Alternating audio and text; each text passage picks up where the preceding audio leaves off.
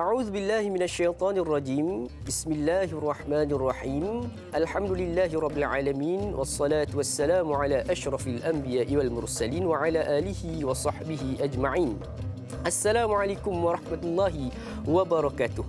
الحمد لله رب العالمين اللهم افتح علينا حكمتك وانشر علينا من خزائن رحمتك يا أرحم الراحمين. رب اشرح لي صدري ويسر لي أمري واحلل عقدة من لساني يفقه قولي. اللهم فقهنا في الدين وعلمنا التأويل واهدنا إلى صراطك المستقيم صراط الذين أنعمت عليهم من النبيين والصديقين والشهداء والصالحين وحسن أولئك رفيقا يا أرحم الراحمين. سبحانك لا علم لنا إلا ما علمتنا إنك أنت العليم الحكيم. آمين يا رب العالمين. Apa khabar sidang penonton sekalian? Mudah-mudahan semuanya berada di dalam keadaan tenang, diberikan kesihatan yang berpanjangan oleh Allah Subhanahu Wa Taala di dalam usaha kita untuk sama-sama terus melaksanakan amanah dan juga perintah daripada Allah Subhanahu Wa Taala di atas muka bumi ini. Dan salah satu yang dituntut dalam Islam adalah dengan menuntut ilmu. Alhamdulillah sidang penonton sekalian, Allah memilih kita daripada kalangan ribuan bahkan jutaan manusia di atas muka bumi ini untuk terpilih menyaksikan untuk sama-sama kita berada dalam majlis ilmu pada pagi ini menerusi rancangan Tanyalah Ustaz Biar Tahu Jangan Keliru. Alhamdulillah sidang penonton sekalian, kita bertemu lagi di dalam edisi 3 Oktober 2020 bersamaan 15 Safar 1442 Hijriah, hari Sabtu. Mudah-mudahan pertemuan kita pada pagi ini membawa 1001 keberkatan dan rahmat daripada Allah Subhanahu Wa Taala. Sedikit peringatan buat kita bersama. Menurut statistik yang telah pun dikeluarkan oleh Kementerian Kesihatan Malaysia semalam, terdapat sebanyak 287 kes baharu yang kesemuanya adalah penularan kes tempatan. Jadi sidang penonton sekalian, ini merupakan satu angka yang cukup tinggi yang merupakan rekod tertinggi kes harian iaitu 287 kes. Dan ini merupakan salah satu benda yang sangat-sangat membimbangkan kita. Jadi sebagai peringatan buat kita bersama, jom sama-sama kita terus patuhi prosedur operasi standard yang telah pun digariskan oleh Kementerian Kesihatan Malaysia. Terus menjaga penjarakan fizikal. Dalam masa yang sama, teruskan sekiranya ingin ke mana-mana, pastikan pelitup muka sentiasa berada di muka. Dan seterusnya, pastikan kita juga sentiasa mengamalkan kebersihan diri. Pastikan setelah menyentuh tempat mana-mana, pastikan kita mencucilah tangan kita ini sebelum mana kita menyentuh ahli keluarga kita yang tersayang. Mudah-mudahan dengan disiplin yang kita tunjukkan ini, kita akan berjaya untuk memutuskan rantaian COVID-19 dan seterusnya menjadi asbab Allah mengangkat semula wabak yang diberikan ini kepada kita, insya-Allah. Jadi sahabat sekalian, sebelum mana kita nak teruskan, nak bincangkan apakah tajuk pada hari ini, saya ada sediakan satu pantun. Minum kopi di pagi hari, dihidang bersama keropok ikan. Tanyalah Ustaz, kini kembali. Apakah topik yang ingin dibincangkan? Jadi sidang penonton sekalian, seperti biasa, rancangan Tanyalah Ustaz membawakan topik-topik yang cukup menarik untuk sama-sama kita dalami, untuk sama-sama kita fahami. Dan insya-Allah pada pagi ini salah satu topik yang cukup penting buat kita bersama kerana rata-rata daripada kita sudah pastinya sedang bekerja dan boleh jadi juga yang akan bekerja, iaitu berkaitan dengan jujur bekerja. Dan insya-Allah bagi membincangkan dan menjawab persoalan daripada sidang penonton sekalian, bersama dengan kita salah seorang motivator, seorang pendakwah bebas, seorang mentor bagi saya, iaitu yang berbahagia Al-Fadhil Ustaz Izhar Ahmad Nazari. Assalamualaikum Ustaz. Waalaikumsalam warahmatullahi wabarakatuh. Alhamdulillah Ustaz. Lama tak nampak Ustaz. Itulah, nampak bercahaya, makin berseri. Ustaz lah tu. Berat badan makin meningkat ke macam mana? Alhamdulillah, sedang-sedang. Sedang lah. Alhamdulillah. Jadi sidang penonton sekalian, seperti biasa, sekiranya ada sebarang persoalan yang ingin diajukan kepada kami berkaitan dengan topik kita pada hari ini, jujur bekerja, bolehlah untuk menghubungi kami secara terus di talian 0377261603 ataupun boleh meninggalkan pesanan ringkas menerusi aplikasi WhatsApp di talian 011123364480 ataupun terus menerusi Facebook rasmi kami di Tanyalah Ustaz TV3. Dan kepada sidang penonton, sahabat-sahabat yang sedang menyaksikan menerusi live Facebook, sekiranya ada persoalan yang ingin diajukan, jangan diajukan menerusi ruangan komen di live Facebook, tetapi keluar sebentar, scroll ke bawah dan lihat gambar poster saya dengan yang berbahagia Al-Fadhil Ustaz kita, boleh untuk bertanyakan soalan di bawah komentar, di ruangan komentar di bawah gambar poster tersebut, insya-Allah. Jadi sebagai permulaannya, kita sama-sama sudah semestinya ingin mengetahui apakah di antara isi-isi penting ataupun skop perbincangan kita pada hari ini. Jadi yang berbahagia Ustaz, apakah sebenarnya yang kita ingin bincangkan berkaitan dengan topik kita pada hari ini, jujur bekerja. Tafadhal mashkura. Baik, bismillahirrahmanirrahim. Alhamdulillahirabbil alamin wassalatu wassalamu ala asyrafil anbiya'i wal mursalin wa ala alihi wa sahbihi ajma'in. Subhanaka la ilma lana illa ma 'allamtana innaka antal alimul hakim. Qala rabbi shrah li sadri wa yassir li amri wahlul 'uqdatam min lisani yafqahu qawli. Assalamualaikum warahmatullahi wabarakatuh dan selamat sejahtera kepada para penonton setia. Tanyalah Ustaz biar tahu, jangan keliru.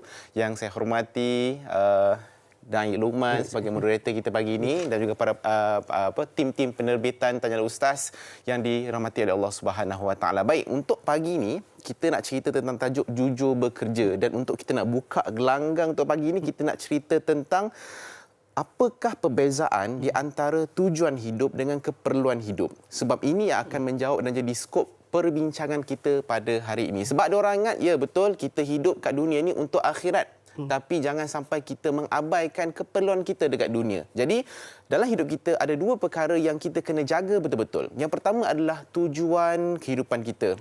Wama khalaqtul jinna wal ins illa liya'budun. Allah ciptakan jin dan manusia ini untuk beribadah kepada Allah Subhanahu Wa Taala. Maknanya tujuan hidup kita adalah untuk jadi hamba Allah Subhanahu Wa Taala. Tujuan hidup kita adalah untuk kita nak kejar kesenangan kita dekat akhirat nanti. So itu clear cut dah tujuan hidup kita. Tapi dalam kita nak kejar tujuan hidup kita ini, dai, jangan kita lupakan keperluan hidup kita. Sebab kadang-kadang ada orang, okey, aku nak semayang je. Aku nak baca Quran je, aku nak zikir je, aku tak nak kerja. Ni rezeki Allah turunkan ni. Aku tak nak kerja langsung. Duduk rumah goyang kaki. Jadi itu dah bersalahan dengan konsep sebenar. Sebab dalam kita mengejar tujuan hidup, jangan lupa untuk kita juga menjaga keperluan hidup kita. So keperluan hidup kita ni apa? Salah satunya adalah kita bekerja. Sebab apa? Dengan bekerja kita dapat rezeki, dapat gaji, dapat beli makanan, minuman untuk kita berikan kepada anak-anak, isteri dan juga ahli keluarga. Jadi clear benda itu. Untuk permulaan kita nak cerita tujuan hidup dan keperluan hidup dia mesti jalan sekali. Okey. Satu lagi dalam konteks adalah bila kita cerita tentang bekerja pula, dia ada banyak kategori orang. Ada orang dia bekerja. Orang kedua dia bekerja. Tapi kenapa orang yang pertama bekerja ni Allah sayang, orang yang kedua bekerja Allah benci dan Allah murka? Sebab mungkin dalam pekerjaannya itu ada satu perkara yang dia tak lakukan, iaitu amanah ataupun jujur dalam dia melakukan pekerjaan tersebut. Sebab itulah saya kena clearkan yang kedua selain daripada tujuan hidup dan keperluan hidup adalah hidup kita memang untuk ibadah. Kalau kita buat perkara selain daripada ibadah, maknanya kita tidak menjalankan fungsi kita diciptakan oleh Allah. Alright. Jadi dalam ibadah kita, tuan-tuan dan puan-puan para penonton, ada 3 kategori. Ada 3 perkara dalam ibadah itu sendiri. Yang pertama adalah ibadah asas. Ibadah asas ni tuan-tuan, ibu-ibu, ayah-ayah, seperti yang kita tahu, macam solat fardu, kan? Bayar zakat. So perkara-perkara yang wajib yang memang menjadi asas kehidupan kita, maka itu adalah ibadah asas. Itu yang pertama, secara ringkas. Yang kedua adalah ibadah sunat. Ibadah sunat ni contohnya baca Quran, berzikir, itu adalah ibadah sunat. Yang ketiga ni kita cerita adalah ibadah umum, yang mana salah satu ibadah umum yang kita kena tahu adalah bekerja. Contohnya cikgu pergi ke sekolah untuk mengajar anak murid, contohnya engineer pergi ke kilang untuk membetulkan mesin. Jadi itu akan menjadi ibadah umum kalau andai kita niatkan keluar rumah kita nanti, kita pergi ke tempat kerja dengan niat sebab Allah Subhanahu Wa Taala, maka dia jadi ibadah, dan ibadah kategorinya ibadah yang umum. Jadi rupa-rupanya ibadah asas, ibadah khusus yang saya sebut tadi adalah kita menjalankan tanggungjawab kita sebagai seorang hamba, dan ibadah umum tadi itu kita menjalankan tanggungjawab kita sebagai seorang khalifah. So kita nak cerita pagi ni bagaimana untuk kita menjalankan tanggungjawab sebagai seorang khalifah dalam keadaan, dalam konteks jujur dan juga amanah, dan apa akan jadi dalam hidup kita dunia akhirat bila kita mengabaikan kejujuran dan amanah dalam kita bekerja ni. Dan mungkin kita akan kongsikan juga semangat, motivasi untuk kita terus berinspirasi menjalankan tanggungjawab kita sekarang ini dengan penuh kejujuran, sebab kita akan tahu apakah benefit ataupun ganjaran yang Allah tawarkan kepada orang-orang yang jujur dalam bekerja. Wallahu a'lam. InsyaAllah. Jadi itulah di antara pendahulu awal. Jadi sebenarnya kita hidup kat dunia ni Ustaz, yang sebenarnya saya dapat simpulkan, kita hidup bukan hanya sebagai seorang hamba, bahkan kita juga perlu hidup sebagai seorang khalifah. Jadi yang ini yang kita akan bincang kepada hari ini berkaitan dengan bagaimana kita nak jujur menjadi seorang khalifah di atas muka bumi Allah SWT. InsyaAllah. Jadi Ustaz, jom sama-sama kita naraikan persoalan yang pertama daripada Facebook kita. Daripada Tuan Muhammad Cik Pa. Assalamualaikum. Waalaikumsalam warahmatullahi. Soalan saya, pekerjaan adalah amanah dari Allah atau manusia? Dan adakah kita wajar untuk merungut? Sekian. Dua soalan yang cukup menarik. Silakan. Baik, bila kita cerita tentang amanah pula, saya nak kongsi kepada tuan-tuan, puan-puan, ibu-ibu dan ayah-ayah, amanah ini ada 3 kategori. Mungkin boleh kita tulis kat bahagian komen kalau yang tengok kat Facebook Live kan, boleh catat kat buku nota dan sebagainya. Amanah ni ada 3 kategori, tuan-tuan dan puan-puan. Yang pertama adalah amanah kita dengan Allah Subhanahu Wa Taala. Apa contohnya? Contohnya adalah solat. Contohnya adalah zakat. Contohnya adalah menunaikan haji dan sebagainya. Amanah yang perintah Allah Subhanahu Wa Taala, dan amanah Allah ini amanah yang kita tak boleh nak adjust. Tak boleh nak kita lebih kurang, boleh tak buat bincang, tak boleh. Contohnya macam boleh tak kalau tawaf tu 7 kali, kita buat 3 kali je. Alah, Allah ni takkan nak pergi kira kot. Dia tak boleh macam tu, tak boleh. Tak boleh. Contohnya macam kalau kita buat ibadah kurban contohnya kan. Allah dah kata dah kalau ibadah kurban ni lembu, kambing, unta dan sebagainya, kita pakai itik. Contoh kan ayam serama kan. So tak boleh. Sebab perintah Allah ni dia dah solid, dah firm, memang perlu ikut, tak ada kompromi, tak boleh nak adjust dah. Alright, itu amanah daripada Allah Subhanahu Wa Taala. Jadi amanah yang kedua adalah amanah kepada diri kita sendiri. Tuan-tuan dan puan-puan, mata kita, tangan kita, badan kita, diri kita ini bukan milik kita. Ini adalah amanah yang Allah berikan kepada kita, maka amanah inilah yang kita kena jaga. Ini adalah amanah yang kedua. Mata yang Allah bagi ini untuk kita dapat melihat ini adalah mata untuk kita gunakan untuk menambahkan lagi rasa cinta dan kehambaan kita pada Allah Subhanahu Wa Taala. Kita gunakan untuk baca Quran, menuntut ilmu, tengok tanyalah ustaz pagi ni, dan kita gunakan untuk pekerjaan kita. Maka ini adalah tanda-tanda orang yang menjalankan amanah terhadap diri sendiri, sebab gunakan mata dengan betul. Contohnya tangan kita, jari kita. Kita buka Facebook, kita buka Instagram, kita buka Twitter kan. Kita tulis perkara-perkara yang baik. Maka itu adalah orang yang mengamanah terhadap diri sendiri sebab menggunakan anggota badan dia untuk perkara kebaikan. Itu amanah. Yang ketiga adalah amanah kepada masyarakat, kepada manusia. Inilah konteks orang bekerja, pergi bekerja, ada majikan, ada bisnes, ada staff. Maka ini perkara-perkara yang dia perlu serve, dia perlu berikan yang terbaik, sebab ini juga adalah amanah yang dia perlu untuk jaga. Saya nak kongsikan kenapa kita tidak perlu merungut andai kata kita ada amanah dengan masyarakat itu bekerja. Saya kongsikan pada tuan-tuan dan puan-puan statistik angka dan kira-kira yang dikeluarkan, seramai 826,000, hampir sejuta Da'i Luqman, rakyat Malaysia terpaksa berhadapan dengan pengangguran sepanjang PKP ini. 826,000. 826,000 rakyat Malaysia. Tuan-tuan dan puan-puan, kalau hari ini kita masih ada pekerjaan, kalau hari ini kita masih ada majikan, kalau hari ini kita masih ada office ataupun kerja kat rumah buat secara online, tuan-tuan, ini adalah perkara yang kita tak patut merungut, sebab 826,000 orang lagi masih lagi mencari-cari pekerjaan, yang masih lagi tak tahu esok nak makan apa, masih lagi tiada simpanan dekat dalam bank. Tapi dalam keadaan kita ini yang ada pekerjaan, apa alasan kita untuk merungut? Apa alasan kita untuk nak menyalahkan Tuhan, nak menyalahkan majikan? Sebab di saat orang lain tengah tak ada pekerjaan, kita ada pekerjaan tapi kita merungut dengan pekerjaan kita. Alah, beratlah kerja ni. Alah, banyaklah kerja. Bosnya asyik suruh aku buat benda ni je. Tak suruh orang lain. Orang lain mencari-cari pekerjaan tu. Sebab tu saya ingat lagi dulu masa kita buat ceramah kan, kita penat. Kan kita travel 3 negeri satu hari, kita pergi sana sini, pusing satu Malaysia ceramah. Sampai tahap saya sendiri merungut. Saya cakap penat. Dekat guru saya, penat lah. Penat. Cakap tu penat.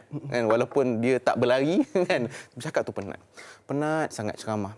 Tapi kata guru saya bila saya merungut, saya merungut penat. Dia kata, Izhar, penat ni tanda kau ada rezeki. sebab orang lain tak penat, sebab mungkin dia tak ada pekerjaan, dia tak ada peluang untuk dia nak serve, dia nak menjalankan amanah daripada masyarakat. Syukurlah tuan-tuan dan puan-puan, andai hari ini kita masih ada pekerjaan, hari ini kita masih ada majikan, itu tanda rezeki itu Allah beri kepada kita. Dan kepada yang tak dapat peluang pekerjaan, jangan risau. Sebab apa? Sebab rezeki Allah berikan ini kepada manusia ini unik. Kan? Unik sangat cara Allah berikan rezeki. Mungkin dalam keadaan kita tak ada pekerjaan, Allah berikan kita ruang dan peluang untuk jaga mak dan ayah kita kat rumah sekarang. Dalam keadaan kita mungkin sedang mencari pekerjaan, tapi Allah masih berikan kita ruang dan peluang untuk mungkin memperbaiki diri kita. Dan kepada graduan IPT, saya dimaklumkan ada yang kena patah balik dan sebagainya. Ambil peluang ini untuk betul-betul groom diri kita, develop rasa kejujuran dalam diri kita, develop rasa amanah dalam diri kita. Sebab saya kongsikan lagi satu statistik yang keluarkan oleh Kementerian Pengajian Tinggi Malaysia, seramai 51,795 daripada 200,000 graduan daripada IPT gagal rebut peluang pekerjaan disebabkan oleh, satunya mungkin faktor peluang pekerjaan. Yang kedua adalah daripada faktor diri sendiri, daripada segi adab, akhlak dan juga cara mereka membuat pekerjaan semasa mereka praktikal dulu. Sebab itulah kenapa kadang-kadang orang tu fall flat, pandai academic power, tapi daripada segi handle pekerjaan, amanah, kejujuran, yang tu ada lag sikit. Sebab tu menyebabkan mereka susah nak dapat kerja, dapat majikan. Sebab bila dia recommend tu tak recommended. Pandai-pandai tapi kerja tak bagus. Pandai-pandai tapi tak jujur dalam pekerjaan. Nanti kita akan cerita lebih lagi berkenaan dengan kejujuran. Tapi cuma to be short, secara ringkasnya, amanah ada 3 perkara. Amanah dengan Allah, amanah dengan diri sendiri dan juga amanah dengan masyarakat. InsyaAllah satu perkongsian cukup menarik berkaitan dengan amanah, iaitu amanah terbagi pada 3. Amanah kepada Allah, kepada diri sendiri dan juga kepada masyarakat. Dan juga yang cukup menarik apa yang dikatakan oleh Ustaz berkaitan dengan rahmat di sebalik penat. Kan serupa-rupanya di sebalik penat ni Allah nak tunjuk kat kita, sebenarnya kita tak sedar Allah sebenarnya sedang memberi rezeki pada kita. Betul. Satu perkongsian cukup menarik. Terima kasih Ustaz. Jadi Ustaz, kita nak beralih dengan persoalan berikutnya. Mudah-mudahan menjawab persoalan sebentar tadi. Kita nak beralih dengan persoalan daripada Puan Ram Desaru. Assalamualaikum Ustaz dan Da'i Luqman. Waalaikumsalam warahmatullahi. Mencari rezeki adalah tuntutan agama. Islam utamakan sifat kejujuran dalam bekerja. Soalan saya, adakah semua jenis pekerjaan terdedah kepada ketidakjujuran? Terima kasih. #biar tahu, jangan keliru. Satu soalan cukup menarik. Kadang-kadang kita tak sedar, rupanya ada pekerjaan yang tidak perlu kepada ketidakjujuran. Bagaimana Ustaz? Silakan. Baik, dalam konteks soalan, terima kasih pada Puan Ram Desaru. Baik, adakah dalam pekerjaan, semua pekerjaan terdedah dengan ketidakjujuran? Sebenarnya bekerja ataupun tidak, semuanya terlibat dengan ketidakjujuran. Ada. Maksudnya bekerja pun terdedah, tak bekerja pun terdedah juga. Contoh, saya cerita yang tak bekerja dulu. Bila kita tidak bekerja, terdedah tak kita dengan ketidakjujuran? Ya, bila kita tidak jujur dengan diri sendiri, tidak jujur dengan ahli keluarga. Saya sebenarnya sangat tersentuh bila kita tahu ramai orang hilang pekerjaan, terpaksa tukar kerja dan sebagainya. Saya masih ingat lagi kes yang berlaku dekat Malaysia, seorang suami yang telah pun diberhentikan pekerjaan. Tapi dia balik tu dia tak bagi tahu kat isteri. Sebab dia bekerja seorang, anak-anak ramai, isteri tak bekerja, dia seorang bekerja dan dia kena berhenti kerja. Sebagai seorang suami, seorang lelaki yang bertanggungjawab dan amanah ni, yang jujur ni, dia dah tak ada pekerjaan ni. Dia of course akan rasa sangat kecewa, kan? Sangat sedih sebab nak bagi anak makan apa ni? Kan anak-anak menangis, tak cukup susu dan sebagainya. Tapi amazingly, sebabkan dia tidak terdedah dengan ketidakjujuran, apa yang dia buat adalah dia keluar juga pergi kerja. Isteri tak tahu pun yang dia kena berhenti kerja. Dia keluar pakai baju cantik macam pergi bekerja, tapi dekat pertengahan jalan dia tukar baju lain pergi interview. Pergi cek kerja lain. Berlaku berbulan-bulan. Rupanya berbulan-bulan dia tak ada kerja lagi. Tapi isteri dia ingat dia pergi kerja. Pergi interview, pergi cari peluang pekerjaan yang lain dan end up alhamdulillah dapat kerja yang baru. Mungkin tidaklah semewah ataupun setinggi gaji yang sebelum ni, tapi ada pekerjaan yang baru. Tuan-tuan dan puan-puan, rupa-rupanya orang yang tak ada pekerjaan pun terdedah dengan ketidakjujuran bila dia akan pergi kat keluarga, dia kata, saya dah kena berhenti kerja, saya dah tak ada kerja, so pandai-pandailah. Pandai-pandailah hidup anak-anak ni hidup macam mana? Pandai-pandailah. So itu orang yang tidak jujur dalam amanah dia dengan masyarakat, amanah dia dengan family. Kita sebut tadi kan amanah ada 3 tu kan. So dia tidak berlaku jujur terhadap keluarga dia, terhadap anak-anak dia. So orang yang bekerja pula terdedah dengan ketidakjujuran ni, yang pertama sekali yang paling penting adalah berlaku konteks rasuah. Rasuah ni orang ingat, rasuah ni mesti ahli politik, rasuah ni mesti pemimpin. Tak. Bahkan sekecil-kecil perkara dalam kerja kita pun boleh jadi rasuah. Contohnya adalah bila kalau contoh anak murid kan, anak murid kita tahu cikgu tu cikgu yang akan bagi markah kita. Kita cikgu dia akan bagi kita A punya. So kita pun apa jadi adalah kita pergi jumpa cikgu, kita tak sebut itu rasuah.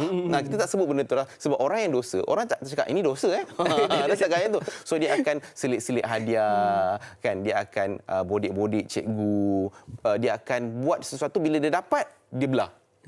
Maka itu adalah benda yang sekecil-kecil perkara itu pun boleh menjadi ketidakjujuran dalam pekerjaan kita, apatah lagi benda-benda yang lebih besar lagi. So kita kena sangat hati-hati apabila kita bekerja dalam konteks approval ataupun orang-orang yang memerlukan kita punya pengesahan kelulusan. Kita di tempat itu kena sangat jujur sebab apa sign kita, setiap sign kita tu akan disoal oleh Allah Subhanahu Wa Taala. Kadang-kadang kita kena hati-hati orang yang tiba-tiba baik pula dengan kita. Betul. Kan? Babak sihat ke? Nampak handsome hari ni. Sign sikit. Contoh kan. So kita kena hati-hati sebab kita takut-takut perbuatan kita dalam pekerjaan itu hanya disebabkan oleh pujian, hanya disebabkan oleh duit yang diberi ataupun disebabkan oleh hadiah-hadiah yang dihantar ke rumah kita. Kita kena sangat hati-hati. Nanti saya akan kongsikan pada tuan-tuan perempuan apa jadi bila kita mula tidak jujur dan kesannya kepada anak-anak dan juga isteri kita. Ustaz, ni kerja saya, apa kata dengan isteri saya, apa kata dengan anak-anak? Jadi kita akan cerita lebih lanjut insya-Allah. Jadi cukup menarik apa yang katakan yang dikongsikan oleh Ustaz berkaitan dengan dulu zaman belajar. Kan kita selalunya kalau dah tahu Ustaz senang nak dapat apa makan ni, kita pun belanja makan. Jom kita belanja makan. Patut kita dapat result okey. Salah tak buat baik dengan semua kan. Cuma dia macam pelik sikit macam kan. Kadang-kadang kita tak sedar rupanya itu juga merupakan salah satu bentuk ketidakjujuran kita dalam menuntut ilmu, Ustaz. Jadi insya-Allah sidang penuntut sekalian, cukup menarik perbincangan kita pada pagi ini. Banyak lagi yang kita akan jawab persoalan-persoalan sidang penuntut sekalian. Jangan ke mana-mana, teruskan bersama dengan kami dalam rancangan Tanyalah Ustaz, biar tahu jangan keliru. Sebentar sahaja lagi insya-Allah.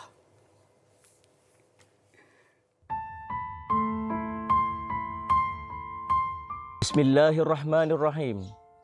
Allahumma inni a'udzubika minal baras wal junun wal judham wa min sayil asqam. Ya Allah, sesungguhnya aku berlindung denganmu dari penyakit sopak, gila, kusta dan penyakit-penyakit yang buruk. Amin ya rabbal alamin.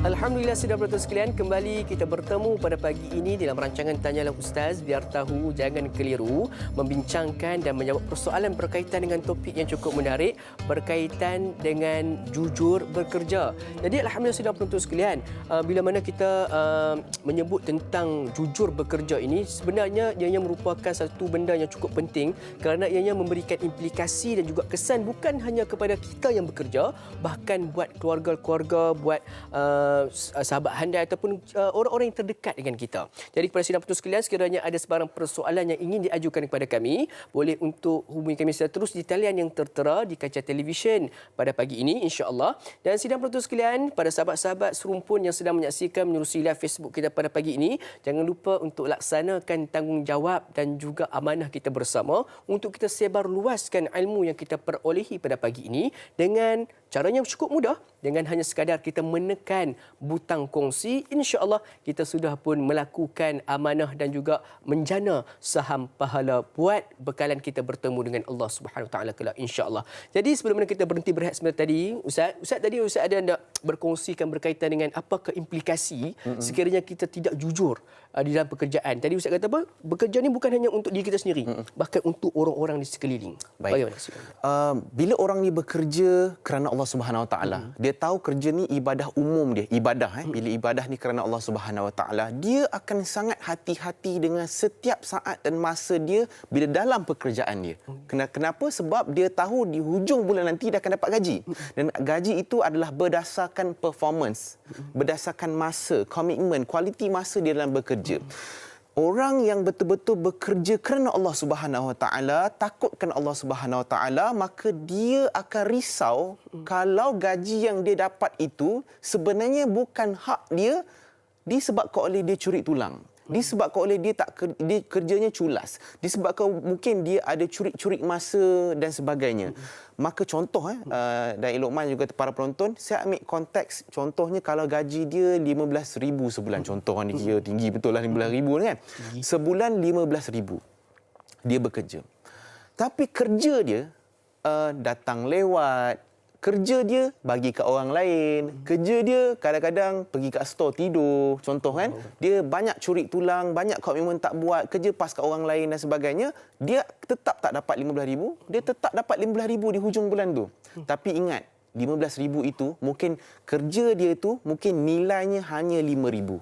Tapi kat account bank dia dapat 15,000. Jadi bagaimana 10,000 tu Allah uruskan? Antaranya adalah tuan-tuan dan puan-puan, 10,000 tu bukan hak kita, maka mungkin Allah akan ambil daripada konteks mungkin anak kita tiba-tiba sakit. Isteri kita tiba-tiba jadi tak seronok dengan kita, jadi baran dengan kita. Tiba-tiba tayar pancit lah, rumah kena rompak lah, kita punya barang baru beli waranti tak habis lagi, tiba-tiba rosak lah. Ada je benda-benda yang Allah tarik dalam hidup kita. So itu cara Allah tarik duit kita, harta kita. Sebab harta tu bukan kita punya. Walaupun kita rasa macam 15,000. Tuan-tuan pernah tak rasa gaji tinggi, tapi rasa macam, kenapa macam tak ada duit lah? Orang lain gaji bawa 2,000, 3,000 tapi dia cukup. Sebab apa? Sebab ada berkat dekat situ. Sebab tu kita risau, duit kita dapat tu, kita bagi anak kita makan, menyebabkan anak tu jadi nakal. Menyebabkan anak tu jadi kurang hormat dekat kita. Sebab itulah, bila saya pergi ceramah di sekolah-sekolah, ke universiti, especially dekat sekolah, bila tengok anak-anak yang mungkin agak nakal, anak-anak yang mungkin kurang dengar cakap, anak yang lawan balik mak dan ayah, tuan-tuan dan puan-puan, ibu-ibu dan ayah-ayah, kalau kita ada anak-anak yang mungkin mengalami ujian sebegini, kan? Cuba cek balik kita punya punca rezeki. Cuba cek balik gaji kita. Cuba cek balik kerja kita. Sebab ingat, mereka ini makan hasil daripada gaji pekerjaan kita. Sebab bila kita bagi makan kepada mereka hasil daripada gaji kita yang tidak jujur, yang tidak amanah, maka dia akan bagi kesan kepada anak-anak. Ingat, Allah akan kira setiap perbuatan kita, takkan tertinggal satu pun. Dan setiap perbuatan kita itu ada natijahnya.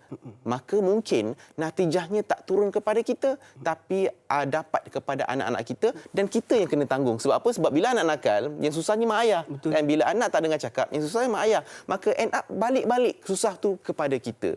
Sebab tu kita perlu sangat concern, sangat hati-hati dengan kerja kita sebab ada gaji. Dan gaji tu kita nak bagi anak-anak makan, dan kita nak pastikan anak kita makan tu makanan yang memang hak kita dan hak anak-anak, supaya anak membesar sebagai anak yang soleh dan solehah disebabkan oleh berpunca daripada jujur kita dalam bekerja.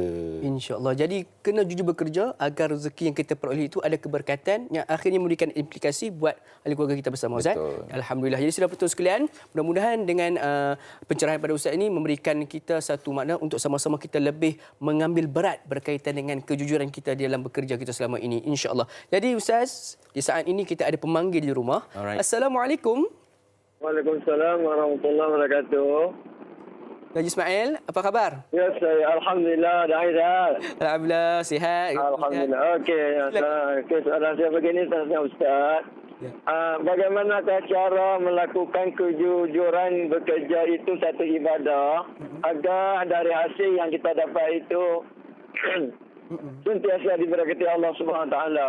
Itu soalan saya. Terima kasih. Assalamualaikum warahmatullahi wabarakatuh. Assalamualaikum warahmatullahi wabarakatuh. Satu soalan yang cukup menarik daripada yang berbagai tuan-tuan Ismail kita berkaitan dengan bagaimana cara untuk kita nak melahirkan dan juga menzahirkan kejujuran kita dalam bekerja agar kita memberikan ataupun menarik keberkatan pada rezeki yang kita peroleh, Ustaz? Silakan. Saya nak jawab soalan ni bersandarkan daripada satu hadis riwayat Al-Baihaqi. Allah Subhanahu Wa Taala sangat sayangkan, sangat suka pada orang yang dia membuat pekerjaan itu, dia buat dengan keadaan memperelokkan pekerjaannya. Maknanya orang lain bekerja, tapi Allah sayang lagi dengan orang yang bekerja hari ni, kerja dia, kualiti kerja dia tak sama macam semalam. Dan kualiti kerja dia esok lebih baik daripada hari ini. Maka Allah Subhanahu Wa Taala sangat-sangat sayangkan orang-orang yang memperelokkan pekerjaannya. Contoh tuan-tuan dan puan-puan, kalau kita buat niaga nasi lemak, kita sentiasa cari cara inovasi untuk nak menyedapkan lagi kita punya nasi lemak. Bukan takat nasi lemak saja, kita juga memperelokkan lagi kita punya layanan dengan customer yang datang. Bagi salam dulu, Assalamualaikum, sebut nama dia. Kan kita dah boleh ingat nama customer yang regular ni, kita boleh ingat. Maka kita memperelokkan layanan. Kan kadang-kadang kalau kita pergi kedai kan, ada apa? Tak ada. Kat menu semua tak ada. Kedai sebelah pun ada. Contoh kan. So kita tidak memperelokkan kita punya layanan dalam pekerjaan, maka ini perkara-perkara yang akan membuatkan kurang keberkatan dalam kehidupan kita. Dan inilah salah satu cara macam mana kita nak jujur dalam pekerjaan kita, adalah kita betul-betul meningkatkan kualiti dalam kita buat apa saja dalam konteks pekerjaan kita. Tak kisahlah bekerja tu bekerja bagi gaji ataupun bekerja dengan diri sendiri, kan bekerja sendiri kan, buat bisnes sendiri dan sebagainya. So bila kita mempertingkat dan memperelokkan kita punya pekerjaan, maka itu salah satu tanda orang itu sedang jujur dalam bekerja. InsyaAllah. Jadi mudah-mudahan menjawab persoalan Tuan Haji Osman. Jadi satu persoalan, Ustaz. Sebelum kita masuk persoalan saya tu, kita nak meraihkan dahulu penanya kita di talian sekarang. Assalamualaikum. Warahmatullahi wabarakatuh. Da'i Luqman dan juga Ustaz Izhar Ahmad Nazri. Saya Umar Abdul Majid dari Felda Cini Timur 3, Pekan Pahang. Assalamualaikum Ustaz dan Da'i. Alhamdulillah. Apa khabar Tuan Haji Umar kita pagi ni?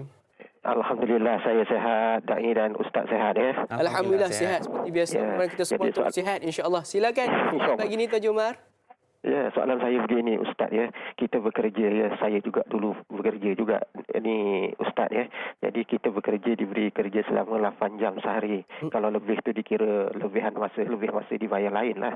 Jadi soalan saya, kadang-kadang dalam 8 jam satu hari kita bertugas. Masuk pagi dah minum dulu, pukul 10 kan keluar pulau. Lepas tu pukul 1 kan keluar makan tengah hari. Pukul 3 kan keluar minum petang. Kalau dikirakan kerja kita tak cukup pun pada 8 jam tu, pukul 5 dah nak balik. Jadi soalan saya, adakah kerana kita ni bertugas tidak mencukupi masa yang ditentukan, jadi kita dikirakan tidak jujur dalam bekerja? Jadi apabila tidak jujur, kata Ustaz tadi, ini jadi masalah apabila duit itu dikira sebagai tidak bersih. Jadi soalan saya, apakah kerana tugas kita tidak mencukupi 8 jam dan kita selalu tak cukup, hari-hari pun tak cukup, jadi keluar kadang-kadang keluar setengah jam dibayar hanya sejam. Jadi soalan saya, adakah itu dikirakan tidak jujur dan tidak amanah dalam tugas? Itu soalan saya Ustaz dan Da'i. Terima kasih banyak Ustaz dan Da'i. Assalamualaikum. Warahmatullahi wabarakatuh. Satu soalan seperti biasa Tuan Haji Umar kita dengan soalan yang berkualiti berkaitan dengan pekerjaan 8 jam ni seperti mana office hour biasalah ataupun masa biasa. Ya kadang-kadang Ustaz, saya dulu pernah bekerja sebagai seorang penjawat awam. Kita tahu situasi ini sentiasa berlaku. Adakah ini akan menyebabkan keberkatan ataupun gaji kita tu ada kekotoran padanya? Silakan Ustaz. Baik, kita kena tahu ada pekerjaan yang dia bersifat time base. Time base ni maksudnya masuk pukul 9, balik pukul 5. Ada orang pekerjaan dia adalah task base. Maksudnya dia kau siap kerja, settle. Kerja kau hari itu. Dia ada orang yang macam tu. So, yang kita nak cerita sekarang ni dalam konteks soalan Tuan Haji Omar ni adalah jenis yang time base. Kan, daripada pukul 9 sampai pukul 5. Bila time base, dia bukan task base. Time base, maknanya kita diberikan gaji berdasarkan jam, masa, minit kita dalam kita bekerja. Maknanya kalau kita kurang daripada segi kerja tu, maknanya gaji yang kita dapat tu bukan semuanya milik kita. Bukan semuanya hak kita. Betul kan Da'i Luqman dan juga para penonton, siapa-siapa yang kerja yang jenis time base ni, kadang-kadang mungkin kita datang awal tapi lunch tu lama sikit. Terlebih sikit. Semayang tu lama sikit, pergi makan shopping tu lebih sikit, dan kadang-kadang kita balik tu awal. Kita kena sangat jaga-jaga. Sebab apa saya nak sebutkan dalam satu hadis riwayat Tirmizi, hadis ke-2416, kaki anak Adam akan tetap tegak berdiri di sisi Tuhannya pada hari kiamat hingga dia ditanyakan tentang 5 perkara. Pertama, ni catat tulis kat bahagian bawah komen tu. Pertama adalah tentang umurnya, apa yang dia habiskan. Kedua adalah tentang masa mudanya, untuk apa dia gunakan. Yang ketiga ni yang kita risau, tentang hartanya, dari mana dia dapatkan. Dan dalam hal apa hartanya tersebut dia belanjakan. Dan yang kelima, apa yang telah dilakukan pada ilmu yang dia miliki. Yang kita risau ni, nanti Allah akan tanya, hang dapat gaji 2,000 ni, macam mana cara hang dapat? Jadi kita akan dipaparkan balik, macam mana cara kita dapat 2,000 tu. Allah. Rupa-rupanya cara kita dapat 2,000 tu, masuk lewat lunch lama, balik awal. Masa kerja tu siap boleh balas WhatsApp lagi. WhatsApp tu kalau kerja kita sebagai sales ke, closing ke, tak apalah, marketing ke, tak apa. Ni memang bukan pekerjaan kita. WhatsApp dengan member, kan buat FaceTime, main TikTok. Contoh TikTok masa sekarang kerja ni. Maka itu yang akan kita jawab nanti dengan Tuhan. Hang main TikTok, hang buka grup WhatsApp, hang main Facebook, Instagram untuk keperluan personal, bukan sebab pekerjaan. Dah hang dapat 2,000. Inilah yang akan disoal oleh Allah Subhanahu Wa Taala nanti. Poin saya, dalam kita buat pekerja, untuk kita nak jujur dalam bekerja, kita kena sentiasa tanya pada diri kita masa kita bekerja ni, agak-agak kalaulah aku dapat gaji ni, boleh tak aku jawab dengan Tuhan daripada mana gaji ni aku dapat? Macam mana gaji ni aku dapat? Kalau kita boleh sangat yakin, insya-Allah 2,000 ni aku betul-betul kerja dengan jujur, maka insya-Allah benda tu akan memberikan keberkatan dalam kehidupan kita dan akan selamatkan kita dekat akhirat nanti. Tapi cuba tanya balik, contohnya bulan lepas, bulan September kan, kalau kita of course kita dah dapat gaji lah. Cuba tanya, dalam gaji kita contoh 3,000, 4,000 tu, tuan-tuan dan puan-puan, adakah kita kalau present depan Tuhan, ya Allah, ni memang aku layak dapat 3-4,000. Kalau yes, kalau kita yakin, that's good. Tapi kalau kita macam jadi ragu-ragu, sebenarnya masa 17 hari bulan tu aku masuk lewat sikit. Jadi tuan-tuan, kalau contoh kita dapat gaji 3-4,000 dalam keadaan kita baru mengaku, baru sedar, ya Allah, banyak aku tak jujur dalam kerja. Ingat, sebab masa yang kurang itu pun tanda kita tidak jujur dalam pekerjaan. Jadi macam mana kita nak bersihkan? Antara yang kita boleh bersihkan adalah dengan cara kita, of course, kita berzakat. Yang kedua adalah kita banyakkan bersedekah. Kita banyak berikan kepada orang-orang lain, sebab kita tahu dalam duit kita ni bukan hak kita semuanya, sebab kita tak jujur dalam pekerjaan. Moga-moga dengan cara kita memberikan harta kita, sedekahkan harta kita, zakatkan harta kita, dapat membersihkan tadi. Sebab tadi doa Da'i Luqman sebut, adakah dengan kurang masa akan mengotorkan kita punya harta? Jawapannya ya. Jadi membersihkan dengan cara kita memberi. Dengan kita memberi, sebenarnya kita dah membuka saluran rezeki kita menjadi lebih deras. Benda-benda yang kotor-kotor itulah menyebabkan rezeki kita tertahan dan sebagainya. Keladak, payah air nak mengalir. Dengan memberi, dengan sedekah, dengan berzakat, dia akan menghilangkan keladak tu dan rezeki akan mengalir dengan sangat deras. Percayalah tuan-tuan dan puan-puan, bila kita hilang keladak tu, rezeki deras dalam kehidupan kita, kita akan rasa banyaknya rezeki dan benda yang kita nak syukur. Allah. Ya Allah. Jadi sudah betul sekalian, rupa-rupanya selama ni rezeki kita tersekat oleh keledak-keledak ataupun daripada sumber-sumber rezeki yang tidak bersih ini. Jadi sama-sama kita bersihkan dengan seperti mana yang dikongsikan oleh yang berbagai ustaz tadi, dengan berzakat dan juga bersedekah. Mudah-mudahan apabila keledak-keledak ini setelah pun hilang, maka rezeki yang akan kita peroleh itu akan bertambah laju dan juga deras. Amin ya rabbal alamin. Insya-Allah. Jadi sudah betul sekalian, banyak lagi persoalan yang kita akan jawab dan kita akan bincangkan. Namun sebelum itu, jom sama-sama kita berhenti berehat sebentar. Jangan ke mana-mana, teruskan bersama dengan kami rancangan Tanyalah Ustaz, biar tahu, jangan keliru.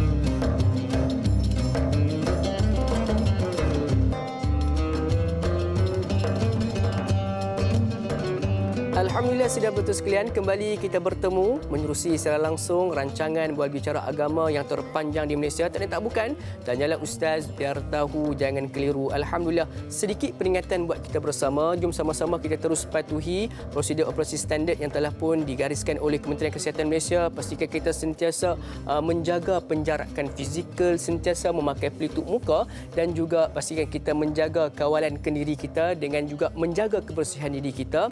Pastikan sekiranya tidak ada keperluan untuk berada di tempat yang sesak, berada di tempat yang persekitarannya ramai manusia, maka lebih baik kita elakkan untuk berada di situ. Dan juga salah satu doa yang diajarkan oleh guru kami untuk kita sama-sama amalkan bila mana kita ingin keluar ke rumah untuk menghindari pada sebarang mudarat ataupun masalah kesihatan daripada Allah SWT, maka kita amalkanlah bismillahirrahmanirrahim, la haula wala quwwata illa billah. InsyaAllah kita yakin Allah melindungi kita dan insyaAllah kita akan terlindung. InsyaAllah. Jadi sidang penonton sekalian, jom sama-sama kita nak raikan persoalan yang berikutnya menerusi Facebook kita. Ustaz, daripada Puan Masrifah Nur.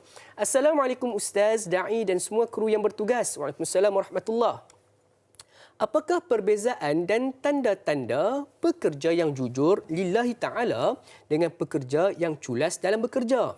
Adakah orang yang suka bertangguh dalam bekerja adalah orang yang tidak jujur dan tidak amanah dalam pekerjaannya?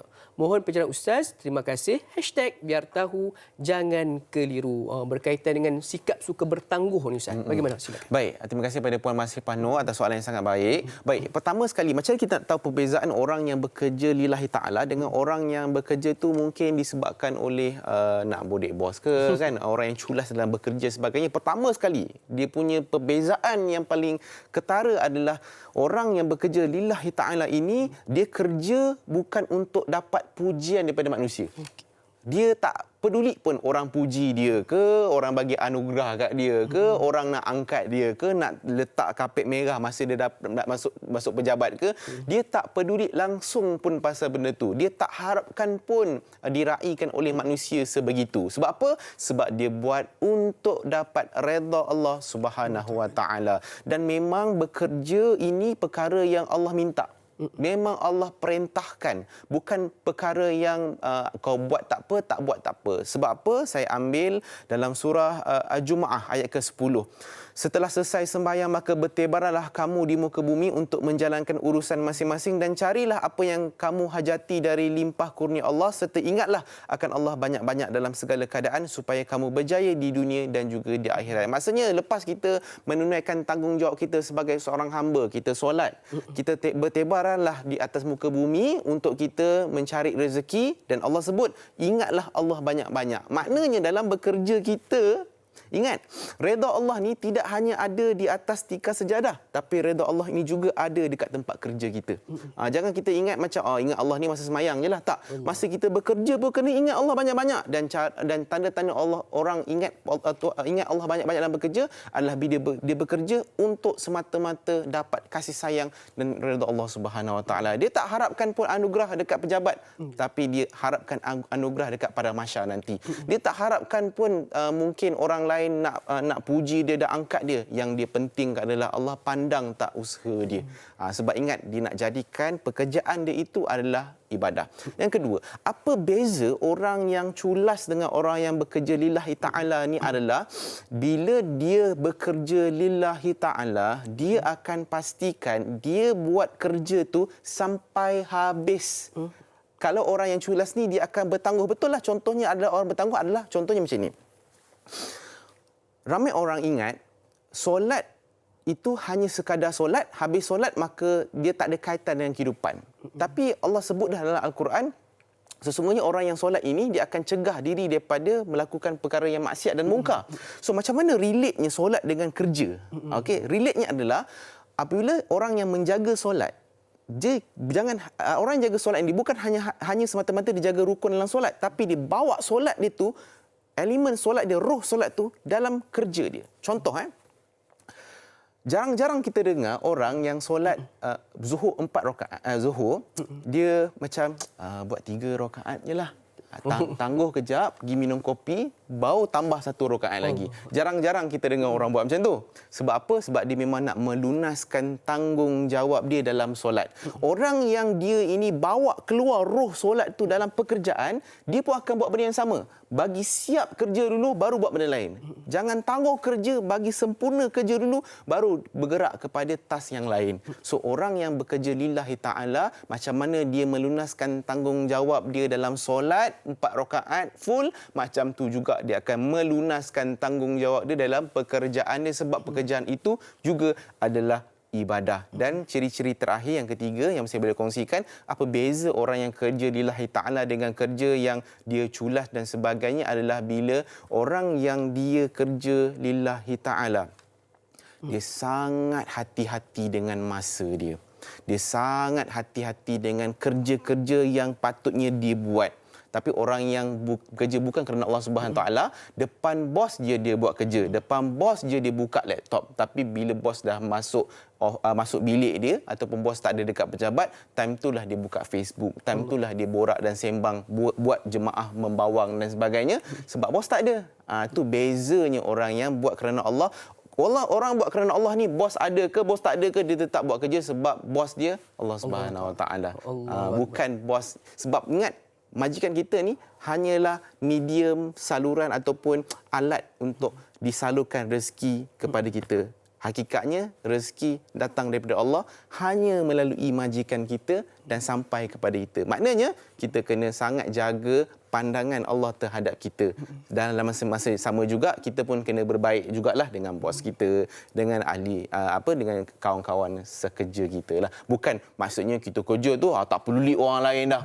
Aku buat ni kerana Allah, aku tak peduli orang lain. Tak boleh, salah. Sebab apa? Sebab kita ada hablu minallah, kita hablu minannas. Jaga hubungan dengan Allah dan masa sama juga kita jaga hubungan dengan manusia. Cuma tidak mengharapkan pujian dan juga perhatian manusia, tapi hanya Allah semata-mata. InsyaAllah. Jadi mudah-mudahan menjawab persoalan daripada Ibu Masrifah Nur kita, iaitu ciri-ciri orang yang ikhlas bekerja itu ada 4, kata yang bagi Ustaz. Yang pertama, tak harapkan pujian manusia.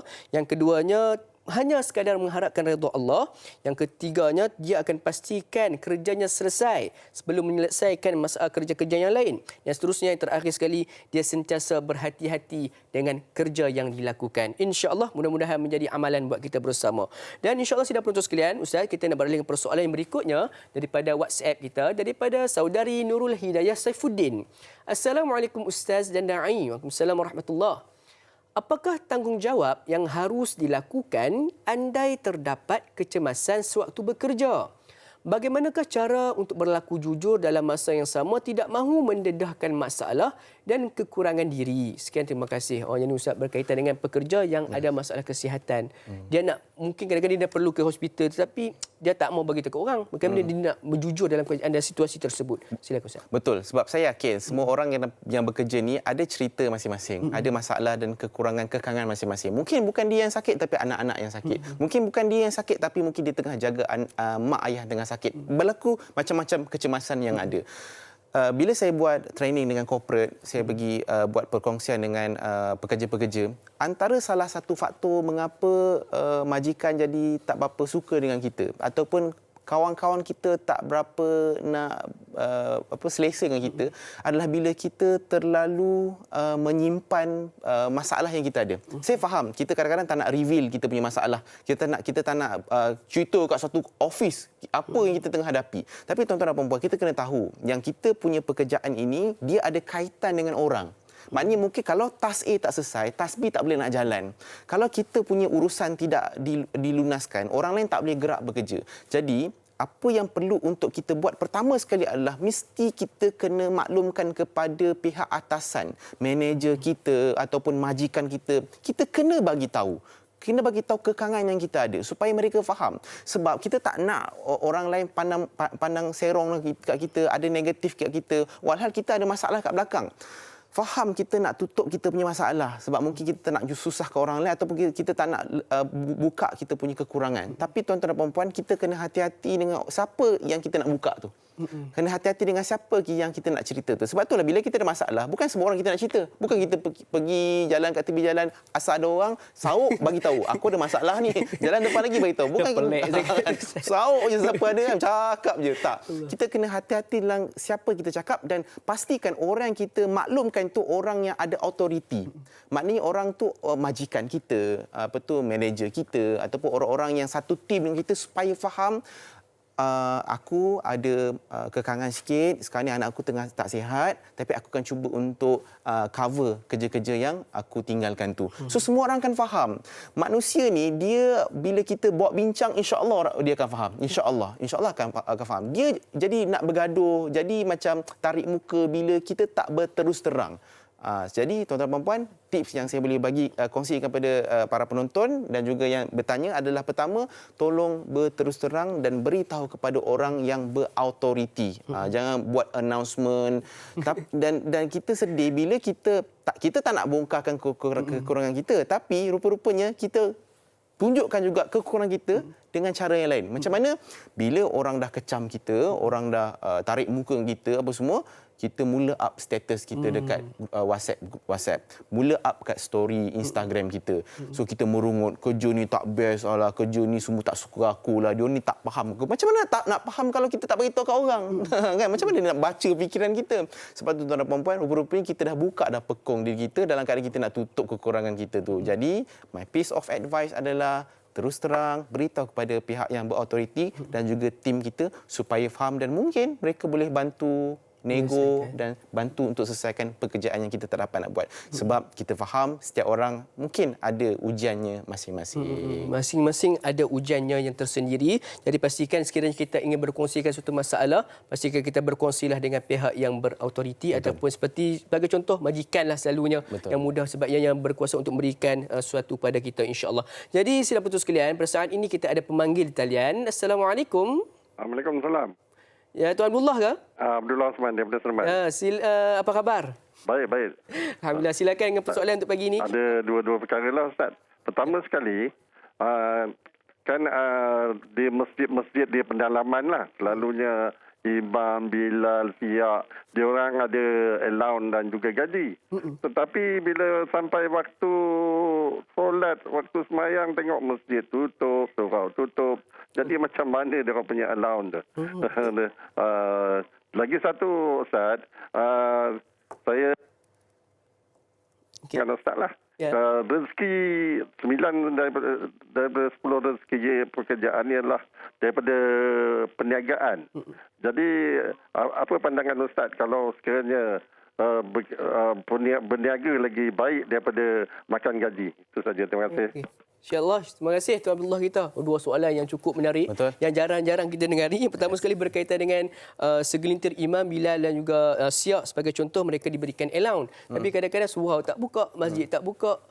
Apakah status pendapatan yang mereka dapat tu? Adakah jujur dengan pekerjaan? Dan yang keduanya adalah berkaitan dengan antara bekerja sendiri dengan bekerja makan gaji. Ustaz, bagaimana silakan?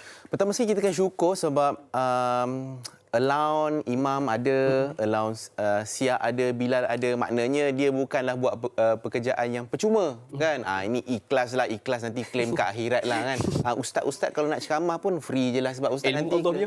Allah punya. Kita jangan berjual beli ilmu contoh.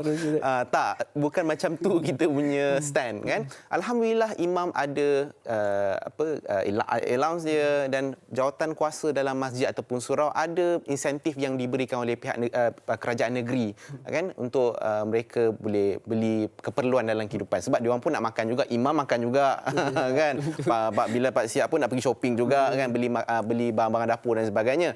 Cuma kena ingat satu perkara, duit gaji, duit allowance, duit insentif, kan, yang dapat adalah hasil duit daripada rakyat, duit daripada masyarakat, duit hasil zakat dan juga mungkin cukai yang orang berikan. Maknanya bila kita dapat duit ni, ini adalah daripada rakyat ni, daripada orang ni, dan kita akan dipertanggungjawabkan dan kita akan kena jawab nanti. Andailah kita punya tugas ni adalah untuk nak buka pintu masjid, walaupun semudah itu, buka pintu masjid, azan, dan memang kerja kita, dan memang kita dibayar untuk itu. Tuan-tuan dan puan-puan, hati-hati. Kalau kita sudah dibayar untuk pekerjaan itu tapi kita tidak melunaskan pekerjaan itu, kita sudah mula tidak jujur dalam bekerja walaupun kita pakai kopiah. Allah. Saya suka ada satu lagu tu. Hati hitam boleh tutup dengan jubah. Oh. Tapi tuan-tuan dan puan-puan, mungkin dengan jubah kita boleh tutup di hadapan manusia, tapi Allah Subhanahu Wa Taala dah ambil kira dah benda tu. Walaupun ala ustaz elon 200 je ustaz, bukan tinggi sangat, elon 300 je ustaz. Alah, tuan-tuan dan puan-puan, satu sen pun akan kita jawab di hadapan Allah Subhanahu Wa Taala. Satu sen pun mungkin akan jadi penyebab kita tak boleh masuk syurga sebab satu sen. Apatah lagi 200-300 yang kita dipertanggungjawab. Jadi tuan-tuan dan puan-puan, pesanan untuk saya juga, untuk kita semua. Walaupun allowance taklah setinggi, tak adalah allowance sampai 10,000, 20,000. Tapi walaupun hanya 100-200, ia tetap amanah yang perlu untuk kita lunaskan. Cadangan saya, kalau kita tak mampu nak komit untuk nak uruskan masjid. Kan orang datang nak semayang ni, lampu tak buka lagi, pagar tutup lagi, kunci kita rakyat biasa kan, penduduk-penduduk mana ada kunci, bukan semua rumah ada kunci masjid kita. Jadi cadangan saya, kalau kita tak dapat nak melunaskan tanggungjawab kita, adalah lebih baik untuk kita berikan kepada orang yang lebih layak. Layak tu maknanya mungkin daripada layak masanya, layak komitmen dan sebagainya. Jangan kita nak ambil semua. Imam dia, siap dia, Bilal pun dia. Semua dia ambil tiga-tiga. Kan? Tak boleh macam tu, tuan-tuan dan puan-puan. Itu yang pertama. Right, soalan kedua adalah Soalan kedua, Ustaz. Sebelum untuk menjawab soalan kedua, kita nak berhenti berehat sebentar. Jadi saudara-saudara sekalian, kalau nak tahu jawapan bagi berkaitan dengan berniaga sendiri atau bekerja sendiri dengan bekerja makan gaji, kalau nak tahu jawapan, yang ke mana-mana teruskan bersama dengan kami dalam rancangan Tanya Ustaz, biar tahu, jangan keliru.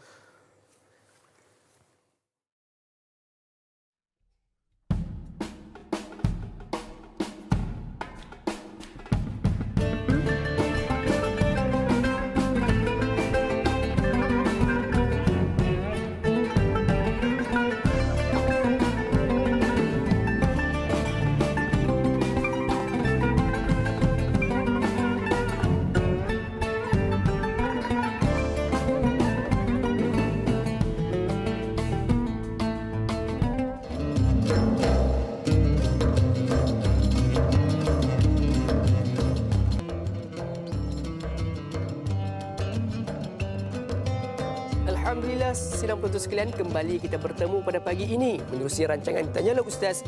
Biar tahu, jangan keliru, membincangkan topik berkaitan dengan jujur dalam pekerjaan. Jadi sidang penonton sekalian, seperti biasa ada sebarang persoalan yang ingin diajukan kepada kami, boleh untuk hubungi kami secara terus di talian 0377261603 ataupun menerusi talian WhatsApp kami di talian 011123364480 ataupun boleh terus menerusi laman media sosial rasmi kami di Facebook Tanyalah Ustaz TV3. Dan insya-Allah sidang penonton sekalian yang sedang menyaksikan, menonton, menerusi live Facebook kita pada pagi ini, jangan lupa untuk menekan butang kongsi. Jom sama-sama kita sebarluaskan ilmu berkaitan dengan pekerjaan ini kepada seberapa ramai yang boleh, insya-Allah. Sidang penonton bakal penghuni syurga Allah sekalian, sebelum mana kita berhenti berehat sebentar tadi, kita menerima dua persoalan daripada Tuan Abdullah kita daripada Seremban. Soalan pertama alhamdulillah sudah pun terjawab. Soalan kedua Ustaz, berkaitan dengan bekerja sendiri dan juga bekerja makan gaji. Adakah perbezaan ataupun kejujuran dalam kedua ni, ada perbezaan ya Ustaz? Silakan. Saya yakin bila berlakunya pandemik macam ni, PKP, orang hilang peluang pekerjaan, maka alternatif yang ada adalah untuk nak berniaga, kan? Tak kisahlah berniaga produk ke, mungkin dia ni pandai urut orang ke, kan? Ataupun bawa memandu untuk pergi ke, bawa orang pergi daripada point A kepada point B ke. Jadi persoalannya, mana yang lebih baik, kan? Bekerja makan gaji ataupun berniaga? Jawapan saya adalah tak ada mana satu yang lebih baik, tak ada satu yang yang kurang baik. Sebab apa? Sebab dua-dua adalah pekerjaan. Sebab ada orang dia selesa makan gaji. Dia memang selesa macam okey, aku tahu hujung bulan dapat gaji.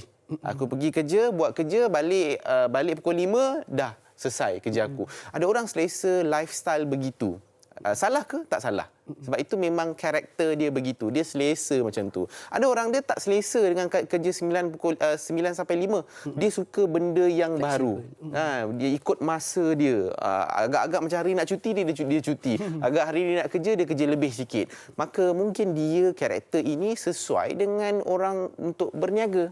Jadi tak ada kata-kata macam hang makan gaji kan, tak boleh makan gaji ni, tak boleh, tak elok. Tak sebenarnya yang nak menentukan elok ke tidak tu pada kejujuran dalam bekerja. Sebab kalau kita berniaga sekalipun tapi kita tak jujur dengan pekerjaan perniagaan kita pun, dia akan jadi perkara yang membuatkan hidup kita tak ada berkat juga. Lebih baik makan gaji. Kan contohnya macam dia berniaga, jual produk A. Tapi produk A ni dia ambil produk yang contohnya tak halal, kualiti teruk, ataupun dia tipu dalam perniagaan. Testimoni diri sendiri. Testimoni bayar kan, contoh berniaga. Lepas tu claim, ni 9/10 daripada punca rezeki ni adalah berniaga. Saya ni lebih baik berniaga, alhamdulillah ikut sunnah Nabi. Belum tentu kita berniaga ikut sunnah Nabi kalau kita menipu dalam perniagaan kita. Belum tentu kita ikut sunnah Nabi kalau kita menipu dalam produk kita. Kita jual produk yang akan harm ataupun akan memberikan kesan bahaya kepada customer. Maka itu tak ikut sunnah Nabi. Tidak memberi manfaat kepada orang. Jadi kita kena tengok balik.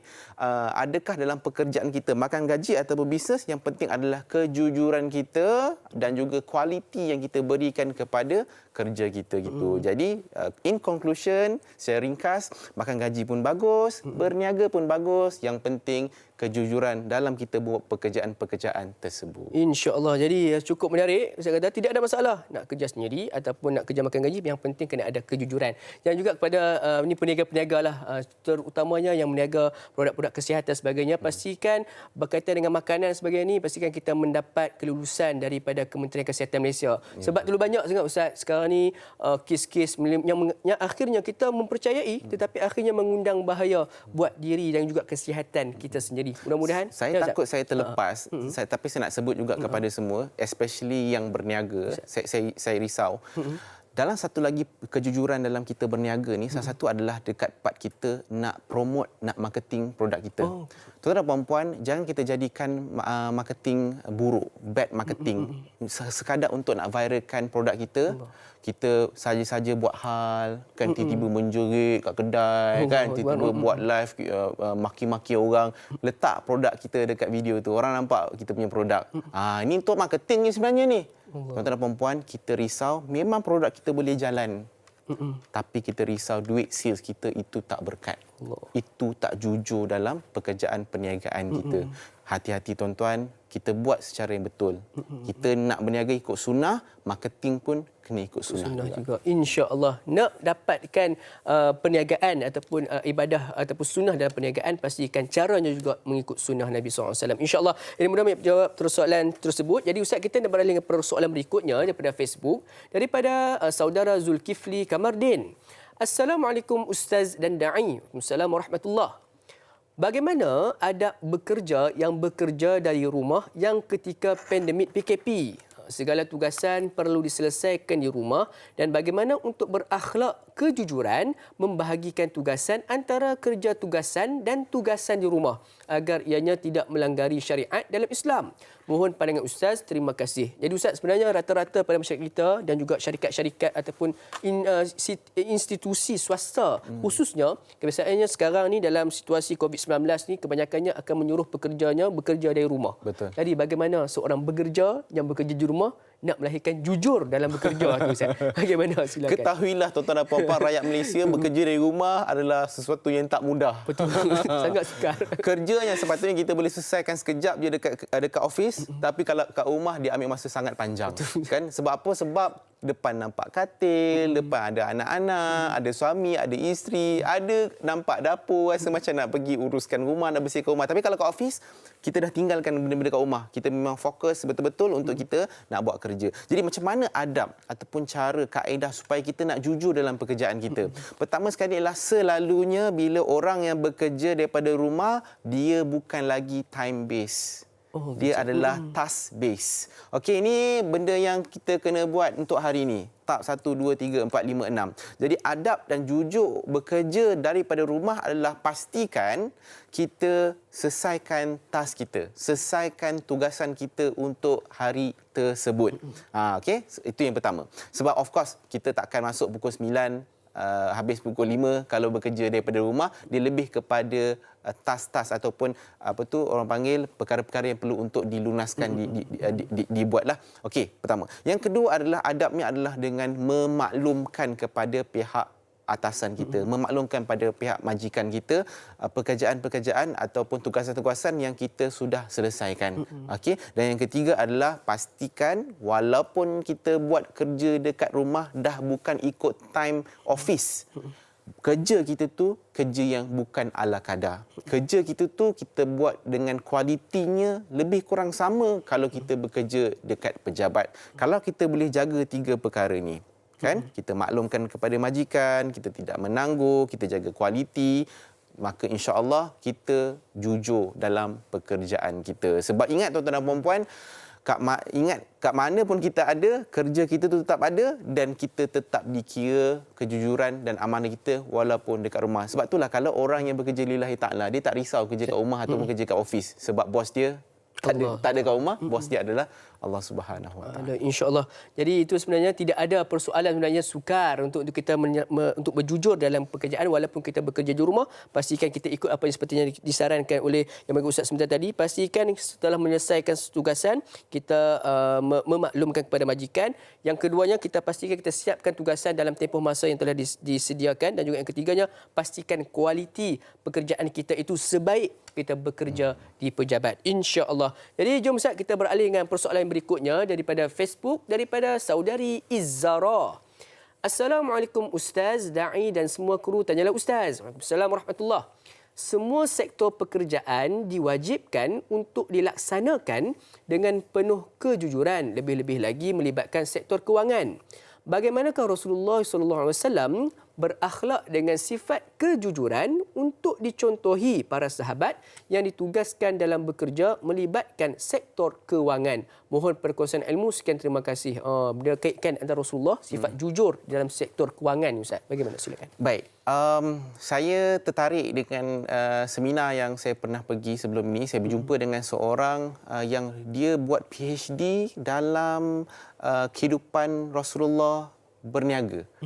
Rupa-rupanya Rasul tidak berniaga. Pernah dengar tak? Kan saya macam bila dia sebut sebenarnya Rasulullah tidak berniaga, saya macam Rasul tak berniaga, bukan Rasul berniaga ke kan?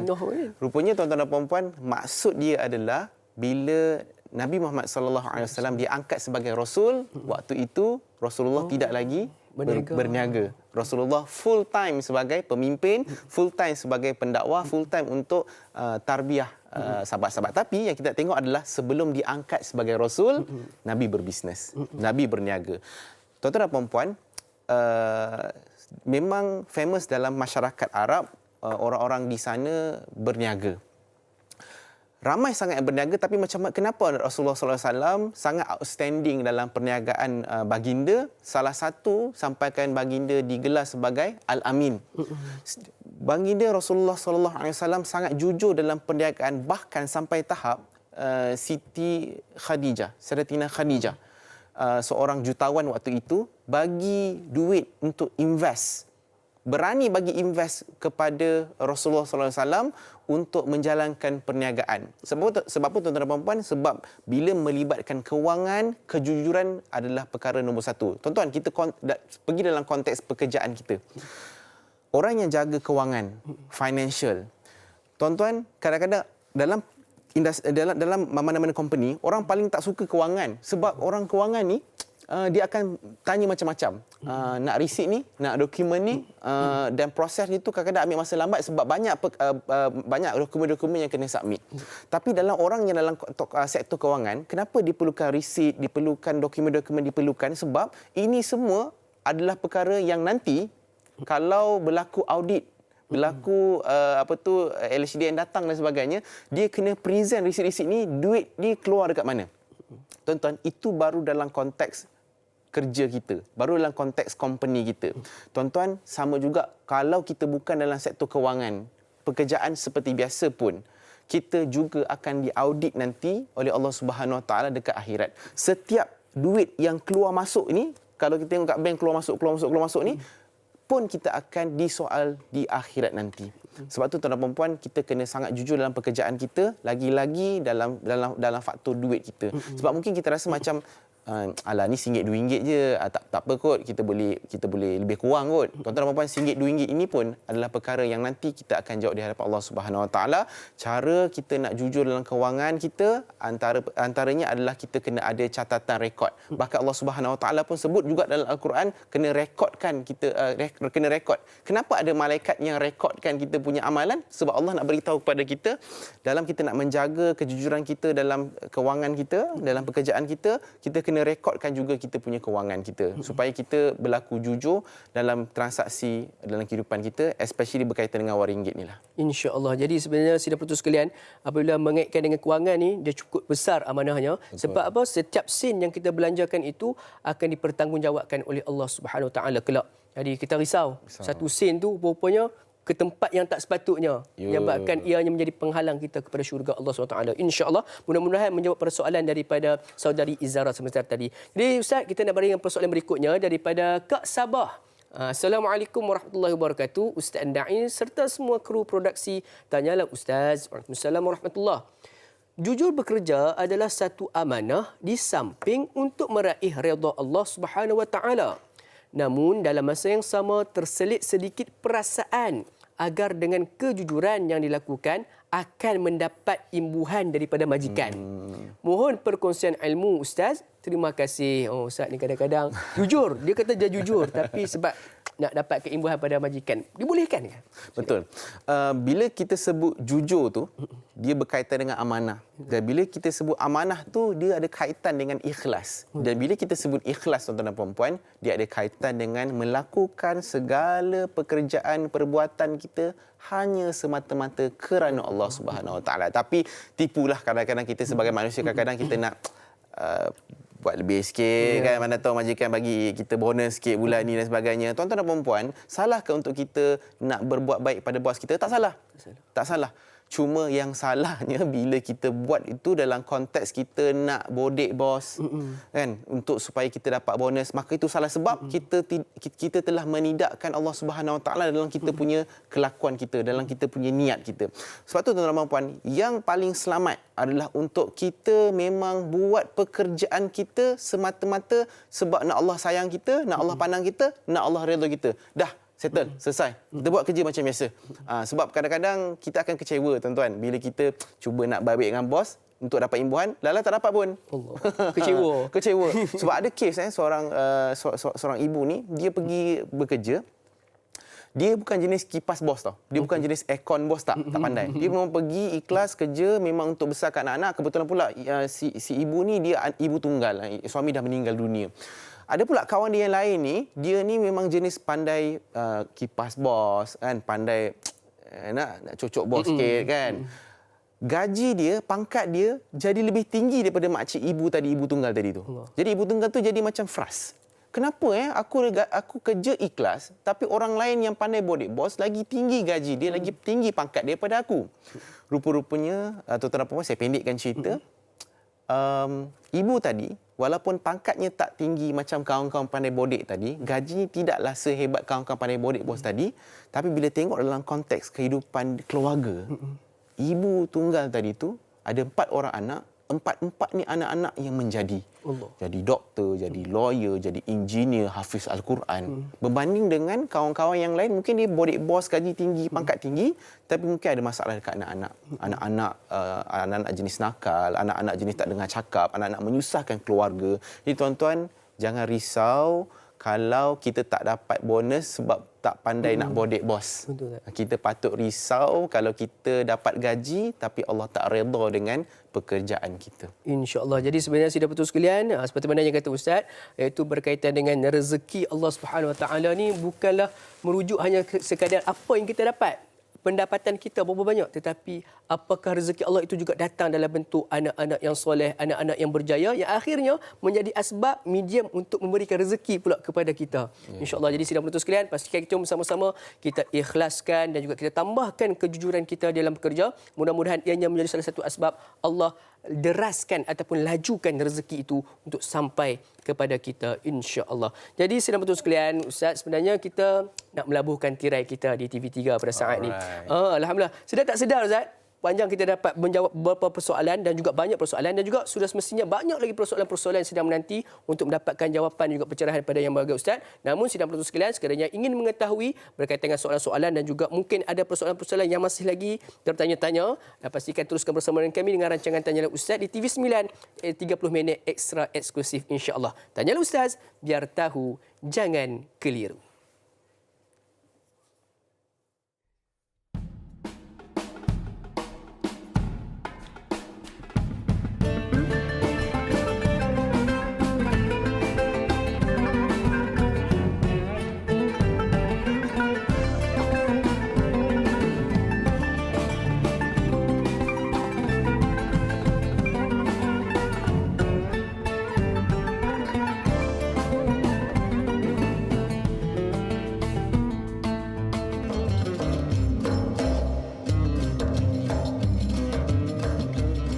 Alhamdulillah, sidang penonton sekalian, kembali kita bertemu pada pagi ini dalam rancangan Tanyalah Ustaz, biar tahu, jangan keliru, membincangkan topik yang cukup penting buat kita bersama berkaitan dengan jujur bekerja. Jadi pada sidang penonton sekalian, seperti biasa, sekiranya ada sebarang persoalan yang ingin diajukan kepada kami, boleh untuk hubungi kami secara terus di talian 0377261603 ataupun menerusi talian WhatsApp kami. Boleh tinggalkan pesanan ringkas di talian 0111-1233-6480 ataupun boleh terus menerusi laman media sosial rasmi kami di Facebook Tanyalah Ustaz TV3. InsyaAllah soalan-soalan yang menarik, soalan-soalan yang orang kata apa jarang-jarang didengari, kita akan tarik untuk kita tanyakan dan juga persoalan kepada Yang Berbahagia Al-Fadhil Ustaz kita. Dan Alhamdulillah sidang penonton sekalian, kita masih lagi bersama yang berbahagia Ustaz Ahmad Izhar Nazri kita yang handsome pada pagi ini, bercahaya lihat muka beliau. Alhamdulillah. Sidang penonton sekalian,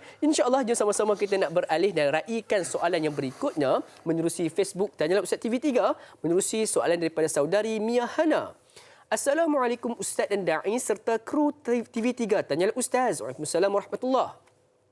Bagaimanakah untuk mengekalkan kejujuran dalam bekerja kerana Allah sedangkan berada dalam toxic environment? Seperti hubungan rakan-rakan sekerja tidak begitu baik disebabkan sebab-sebab seperti ketidakpuashati sesama sendiri, sexual harassment terutamanya bagi golongan wanita. Bagaimanakah untuk mengekalkan niat bekerja kerana Allah bila mana ada perasaan tidak senang terhadap manusia dan sekeliling tempat kerja itu sendiri? Mohon pencerahan Ustaz, terima kasih. Jadi Ustaz, bagaimana nak jujur bekerja dalam toxic environment? Kalau kita sebut tentang sexual harassment ni, kadang-kadang orang ingat sentuhan, tetapi kadang-kadang kata-kata itu pun boleh menjadi sexual harassment. Bagaimana Ustaz? Betul.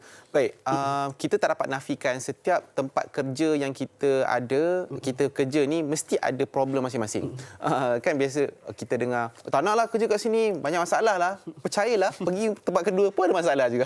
Pergi mana-mana tempat kerja mesti ada masalah. Cuma masalahnya berbeza-beza. Okey, contohnya masalah yang diutarakan oleh kita punya penonton ni, Mia Hana kata pertama adalah dari segi toxic environment.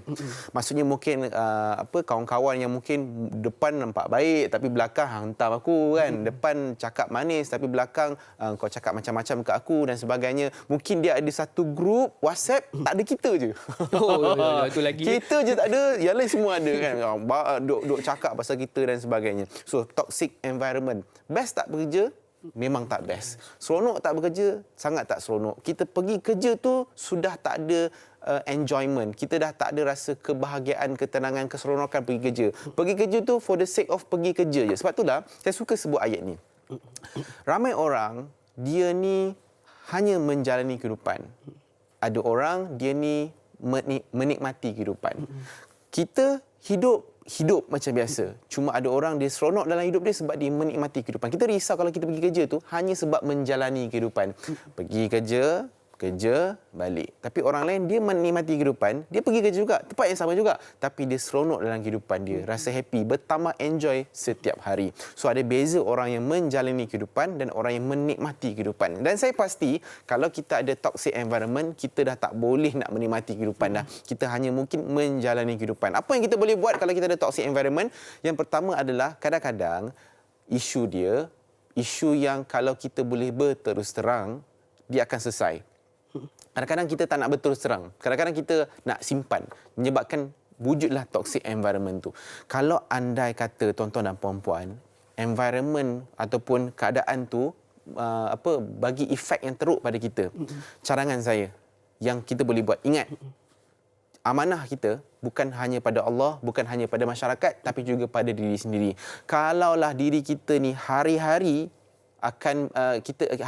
dalam keadaan toxic environment, dia dah menzalimi diri kita sendiri. So, tuan-tuan dan puan-puan, andai kata kita tak mampu untuk nak menyelesaikan toxic environment dalam kerja kita, mungkin kita boleh minta pada majikan untuk kita tukar jabatan, tukar bahagian, tukar environment yang baru supaya kita boleh dapat menjalankan amanah jujur dengan diri sendiri dalam keadaan kita tidak menzalimi diri dengan ada dalam keadaan toksik. Itu pertama. Yang kedua, pasal sexual harassment.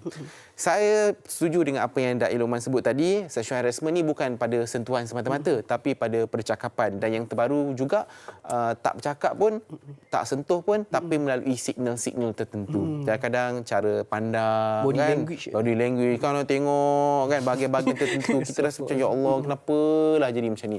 Tuan-tuan dan puan-puan, saya kebanyakan kes end up jadi perkara buruk selalunya disebabkan oleh tidak dimaklumkan kepada pihak atasan. Tidak dilaporkan keadaan. Tak naklah nanti kalau laporkan jadi macam mana. Nanti kalau aku report dekat pihak atasan, nanti jadi apa kat aku. Nanti kantoi, nanti dia marah aku, nanti dia buat macam-macam kat aku. Tuan dan puan-puan, selalunya kes jadi tu sebabkan kita tak lapor. Kita kena maklumkan juga pada pihak atasan, maklumkan pada pihak autoriti sebab kita ada hak. Ingat tuan-tuan, memang kita bekerja kerana Allah Subhanahu Wa Taala. Tapi ingat tuan-tuan, kita pun ada kejujuran terhadap diri sendiri untuk keselamatan diri sendiri dan kebahagiaan diri kita sendiri juga. Tuan-tuan, laporkanlah kepada pihak berwajib, laporkan pada majikan kita, maklumkan, insya-Allah pihak majikan kita ada autoriti untuk menguruskan pekerja dia. Sebab diorang pun nak jaga pekerja diorang ni. Kalau tak, bisnes tak jalan. Jadi dia akan, insya-Allah akan menguruskan perkara-perkara yang mengganggu kita dari segi toxic environment ataupun dari segi sexual harassment. Nanti mungkin ada rezeki, ada mungkin soalan-soalan tentang daripada side majikan pula. Tanggungjawab kan. Wallahu a'lam. InsyaAllah. Jadi sidang penonton sekalian, dua perkongsian langkah yang boleh dilakukan oleh seorang yang menghadapi tekanan daripada toxic environment ataupun sexual harassment. Yang pertama sekali adalah melaporkan kepada pihak atasan untuk tindakan. Yang keduanya adalah minta untuk ditukarkan departmen dan sebagainya. InsyaAllah mudah-mudahan mengeluarkan kita daripada permasalahan tersebut dan insyaAllah menjawab persoalan tersebut. InsyaAllah. Jadi sidang penonton sekalian, kita nak beralih dengan persoalan yang berikutnya daripada Facebook, daripada Puan Nur Hayati Ismail. Assalamualaikum Ustaz dan Da'i serta kru Tanyalah Ustaz. Waalaikumsalam warahmatullahi. Apakah nilai tambah yang dapat kita pupuk untuk bersikap jujur? Adakah dengan kita suka terhadap pekerjaan yang kita lakukan telah memadai?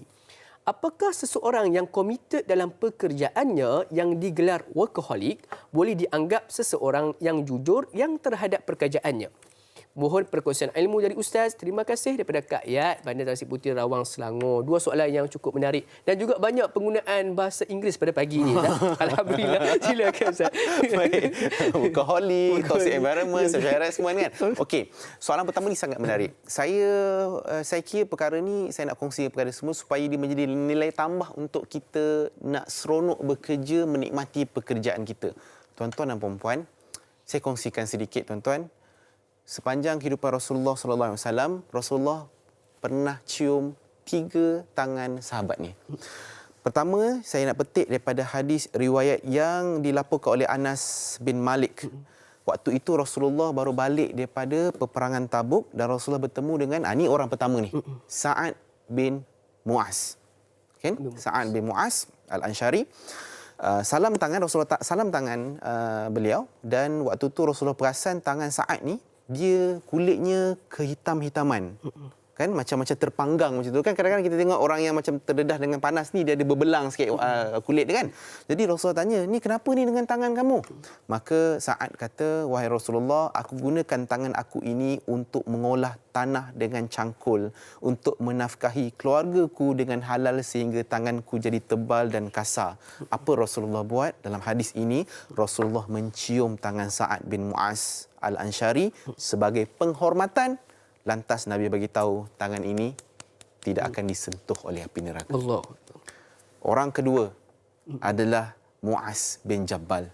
Juga dalam konteks yang sama juga, Mu'az bin Jabal, dia gunakan tubuh badan dia, tangan dia untuk bekerja keras, untuk memberikan nafkah yang halal kepada anak-anak dan juga isteri. Maka Rasulullah cium sebagai tanda penghormatan. Dan yang ketiga, untuk para wanita yang ada kat rumah, ini juga mungkin semangat untuk kita. Rasulullah juga pernah mencium dengan sangat penuh perhatian tangan puteri baginda Fatimah Az-Zahra, kerana kegigihan Fatimah buat uli roti, memasak untuk keluarga. Tuan-tuan dan puan-puan, rupa-rupanya Allah sayang sangat dengan orang-orang yang kuat bekerja ni, orang yang rajin bekerja ni untuk memberi manfaat kepada orang. Lebih lagi untuk orang yang bekerja ni, sebab niatnya untuk bagi makan pada isteri dan juga anak-anak, abang-abang cameraman, penceramah-penceramah kat luar sana, engineer, doktor, yang peniaga, jual nasi lemak dan sebagainya. Kalau kita bekerja ni niat tuan-tuan dan puan-puan untuk kita nak bagi anak-anak dan isteri kita makan, tuan-tuan, inilah satu penghormatan yang sangat tinggi. Dan saya nak tambah lagi, ia juga disebut oleh Nabi Muhammad sallallahu alaihi wasallam dalam satu hadis riwayat Al-Baihaqi. Barang siapa, tuan-tuan ingat ni, pegang ni sebagai nilai tambah kita untuk gigih bekerja.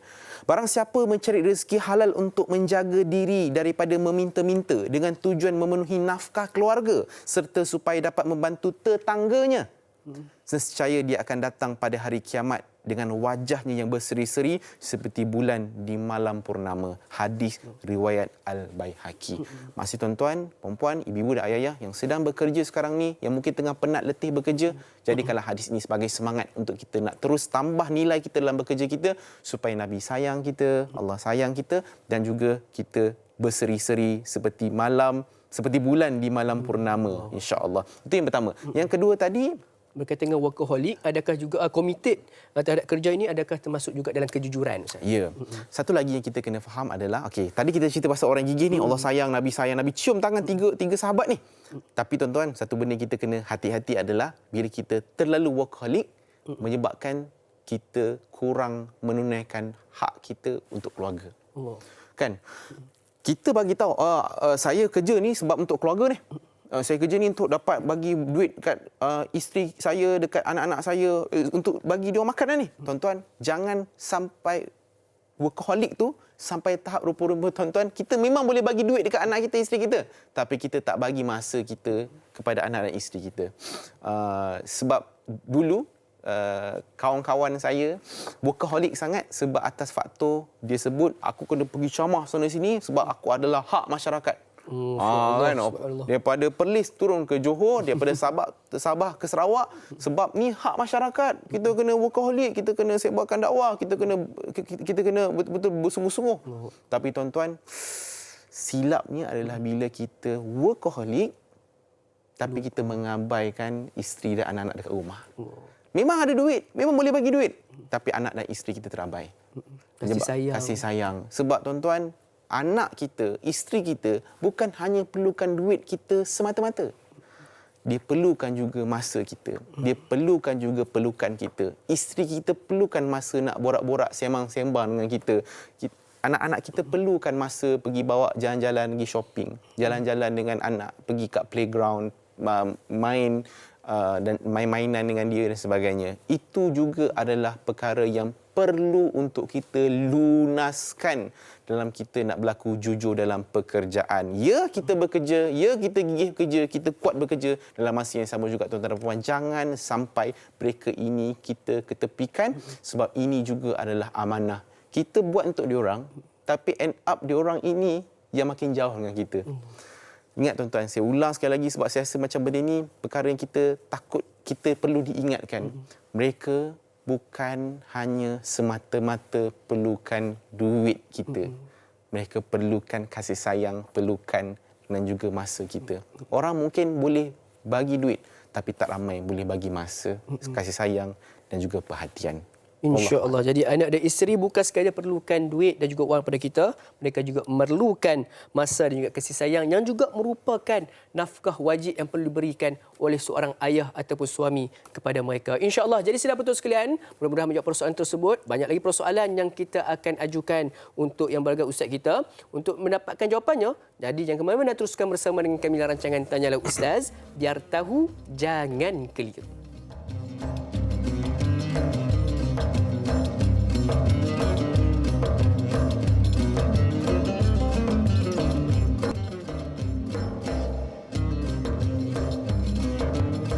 Alhamdulillah sudah penonton sekalian, kembali kita bertemu dalam rancangan Tanyalah Ustaz, biar tahu jangan keliru. Pejam celik kita sudah pun berada di dalam segmen terakhir kita pada pagi ini untuk episod pada kali ini membincangkan topik berkaitan dengan jujur bekerja. Alhamdulillah sudah penonton sekalian, mudah-mudahan setiap input-input yang kita dapat pada pagi ini, setiap jawapan yang kita dapat daripada sebalik persoalan yang diajukan mampu untuk membentuk diri kita, menjadikan kita seorang pekerja ataupun majikan yang lebih jujur di dalam bekerja, insya-Allah. Jadi saudara penonton sekalian, sekiranya masih lagi ada persoalan yang ingin diajukan kepada kami, boleh untuk hubungi kami seterus di talian yang tertera di kaca televisyen, insya-Allah. Jadi jom sama-sama kita naraikan beberapa lagi persoalan, dan persoalan berikutnya menerusi aplikasi WhatsApp. Assalamualaikum. Waalaikumsalam warahmatullahi. Kita selalu ingat jujur dalam bekerja ni dari pihak pekerja sahaja. Bagaimana pula dengan pihak majikan yang kadang-kala melakukan perkara yang tidak betul?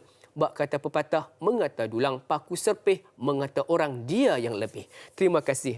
Satu soalan yang cukup menarik berkaitan dengan dia lah Ustaz. Kalau kita tengok sepanjang kita berbincang tadi ni, pekerja perlu jujur. Pekerja perlu jujur kepada majikan, Tapi kadang-kadang ada juga majikan yang bersifat culas terhadap pekerjanya, kadang-kadang pembayaran gaji lambat dan sebagainya. Jadi bagaimana Ustaz? Silakan. Saya rasa last saya dengar mengata dulang paku serpih ni masa sekolah dulu tau. Sama, lama tak dengar. Kira mengingatkan memori balik. Baik. Tadi kita cerita pasal pekerja dengan majikan, jujur dengan majikan sebagainya. Sekarang kita nak cerita pasal majikan dengan pekerja. Ada tak disentuh dalam Islam berkenaan dengan majikan ini yang perlu untuk menjaga kebajikan pekerja? Jawapannya ada. Saya sebutkan tuan-tuan dan puan-puan. Dalam satu hadis Nabi Muhammad sallallahu alaihi wasallam, hadis riwayat Bukhari, hadis ke-2227, hadis sahih, terdapat 3 golongan yang akan menjadi musuhku pada hari kiamat. Salah satunya ialah orang yang memperkerjakan orang lain, namun setelah orang tersebut memenuhi tugasnya, upahnya tidak dibayarkan.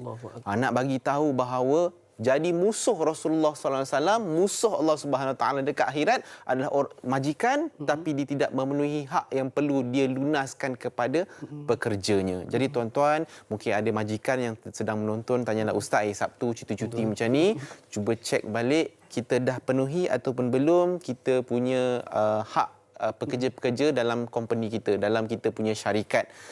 First adalah gaji. Gaji ni benda yang kita kena sangat concern. Jangan bayar lewat. Pastikan gaji tu gaji yang kena dengan apa yang dijanjikan dalam kontrak. Yang kedua, tuan-tuan, ni part-part nak sebut juga pasal perlindungan mereka, kan? Pasal KWSP, pasal SOKSO. Itu semua benda-benda yang patutnya sebagai majikan dah selesai dah benda tu. Cuba cek balik. Itu adalah hak pekerja. Yang kedua, tuan-tuan dan puan-puan, adalah hak pekerja yang perlu untuk dilunaskan, diambil perhatian oleh majikan adalah kebajikan mereka. Tuan-tuan, kita bagi gaji. Tuan-tuan, sebagai majikan, ada tak kita turun dekat pekerja, kita tanya pasal keluarga dia orang.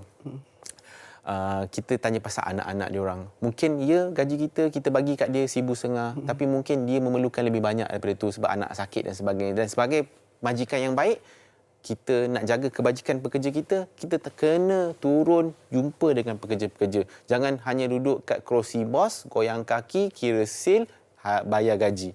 Itu bukan majikan yang jujur dalam bekerja.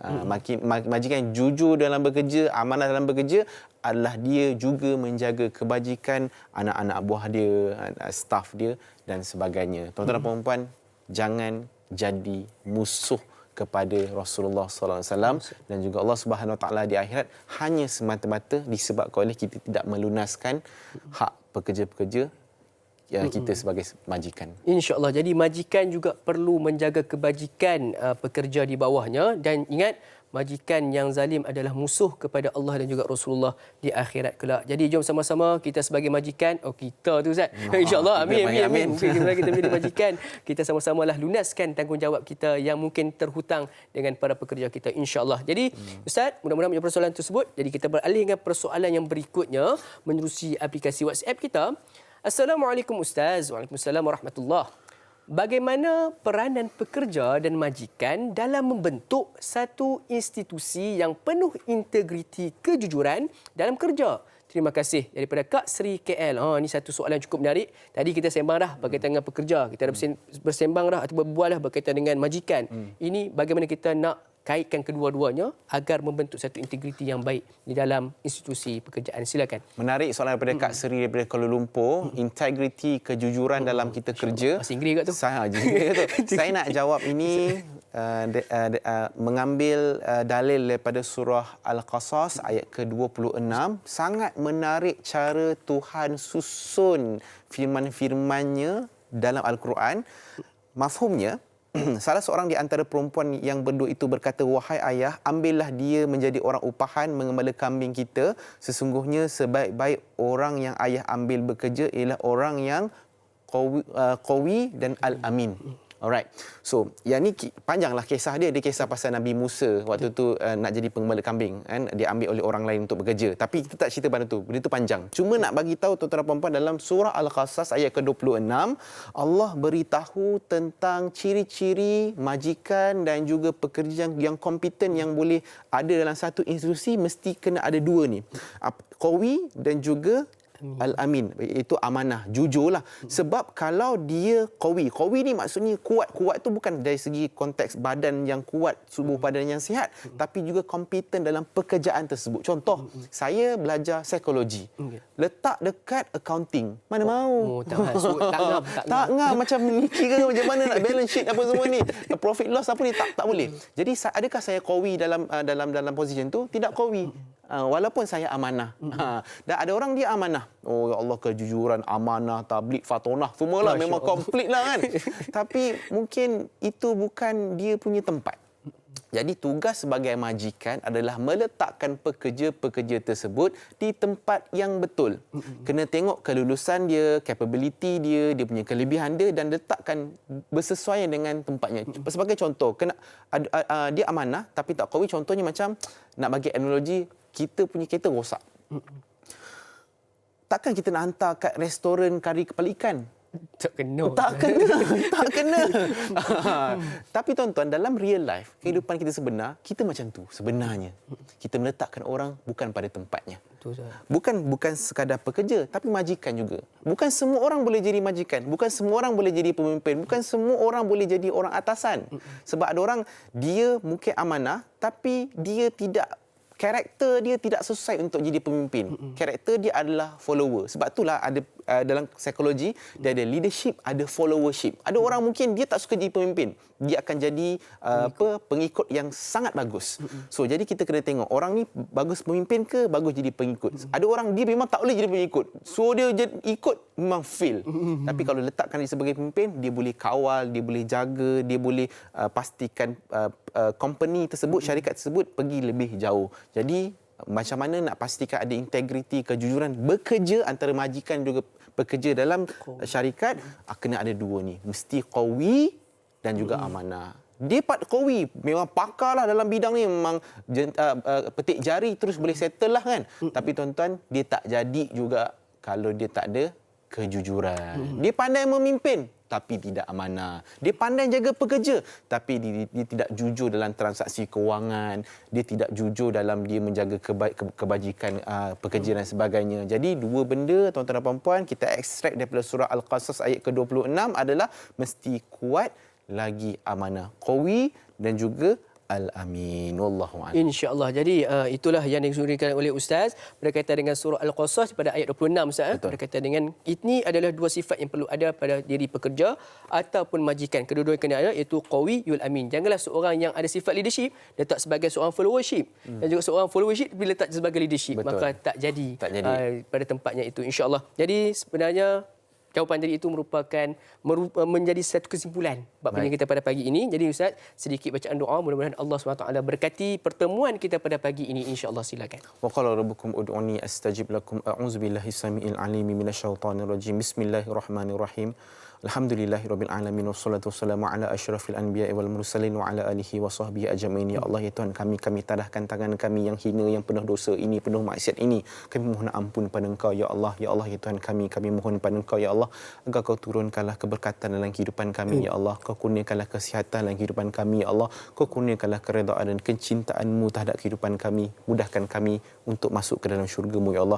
Kami mohon pada Engkau ya Allah agar Kau bantu kami untuk meredakan situasi COVID-19 di negara kami dan seluruh dunia ya Allah. Kami mohon bantuan Kau ya Allah untuk kurniakan kami perlindungan-Mu ya Allah. Ya Allah, ya Tuhan kami mohon pada Engkau ya Allah, kurniakan kami kekuatan untuk memperelokkan pekerjaan kami ya Allah. Jadikanlah kami pekerja yang ikhlas, majikan yang menjaga kebajikan, dan jadikanlah kami orang yang sentiasa membuat pekerjaan hanya semata-mata untuk mendapat keredaan dan kasih sayang-Mu ya Allah. La ilaha illa anta subhanaka inna kunna minaz zalimin. La ilaha illa anta subhanaka inna kunna minaz zalimin. La ilaha illa anta subhanaka inna kunna minaz zalimin. Rabbana zalamna anfusana wa illam taghfir lana wa tarhamna lanakunanna minal khasirin. Rabbana atina fid dunya hasanah wa fil akhirati hasanah wa qina azabannar. Wa sallallahu ala sayyidina Muhammad wa ala alihi wa sahbihi wa barik wa sallim. Walhamdulillahirabbil alamin. Amin.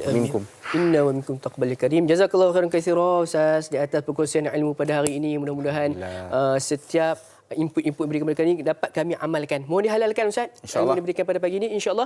Jadi sudah betul sekalian, jangan lupa untuk saksikan esok kita ada satu rancangan tanya Ustaz eksklusif iaitu Tanyalah Ustaz Tahanan. Tanya Ustaz, iaitu bersama dengan moderator kita Da'i Anas dan juga ahli panel kita Ustaz Roslan Muhammad berkaitan dengan topik jalan ke syurga. InsyaAllah. Jadi sudah betul sekalian, jangan lupa untuk saksikan lagi, atau bertemu lagi kita di lain episod bersama dengan saya dan Luqman insyaAllah di lain episod dalam rancangan Tanyalah Ustaz, biar tahu jangan keliru. Akhirul kalam, wabillahi taufiq wal hidayah. Wassalamualaikum warahmatullahi wabarakatuh. Tanyalah Ustaz, biar tahu jangan keliru.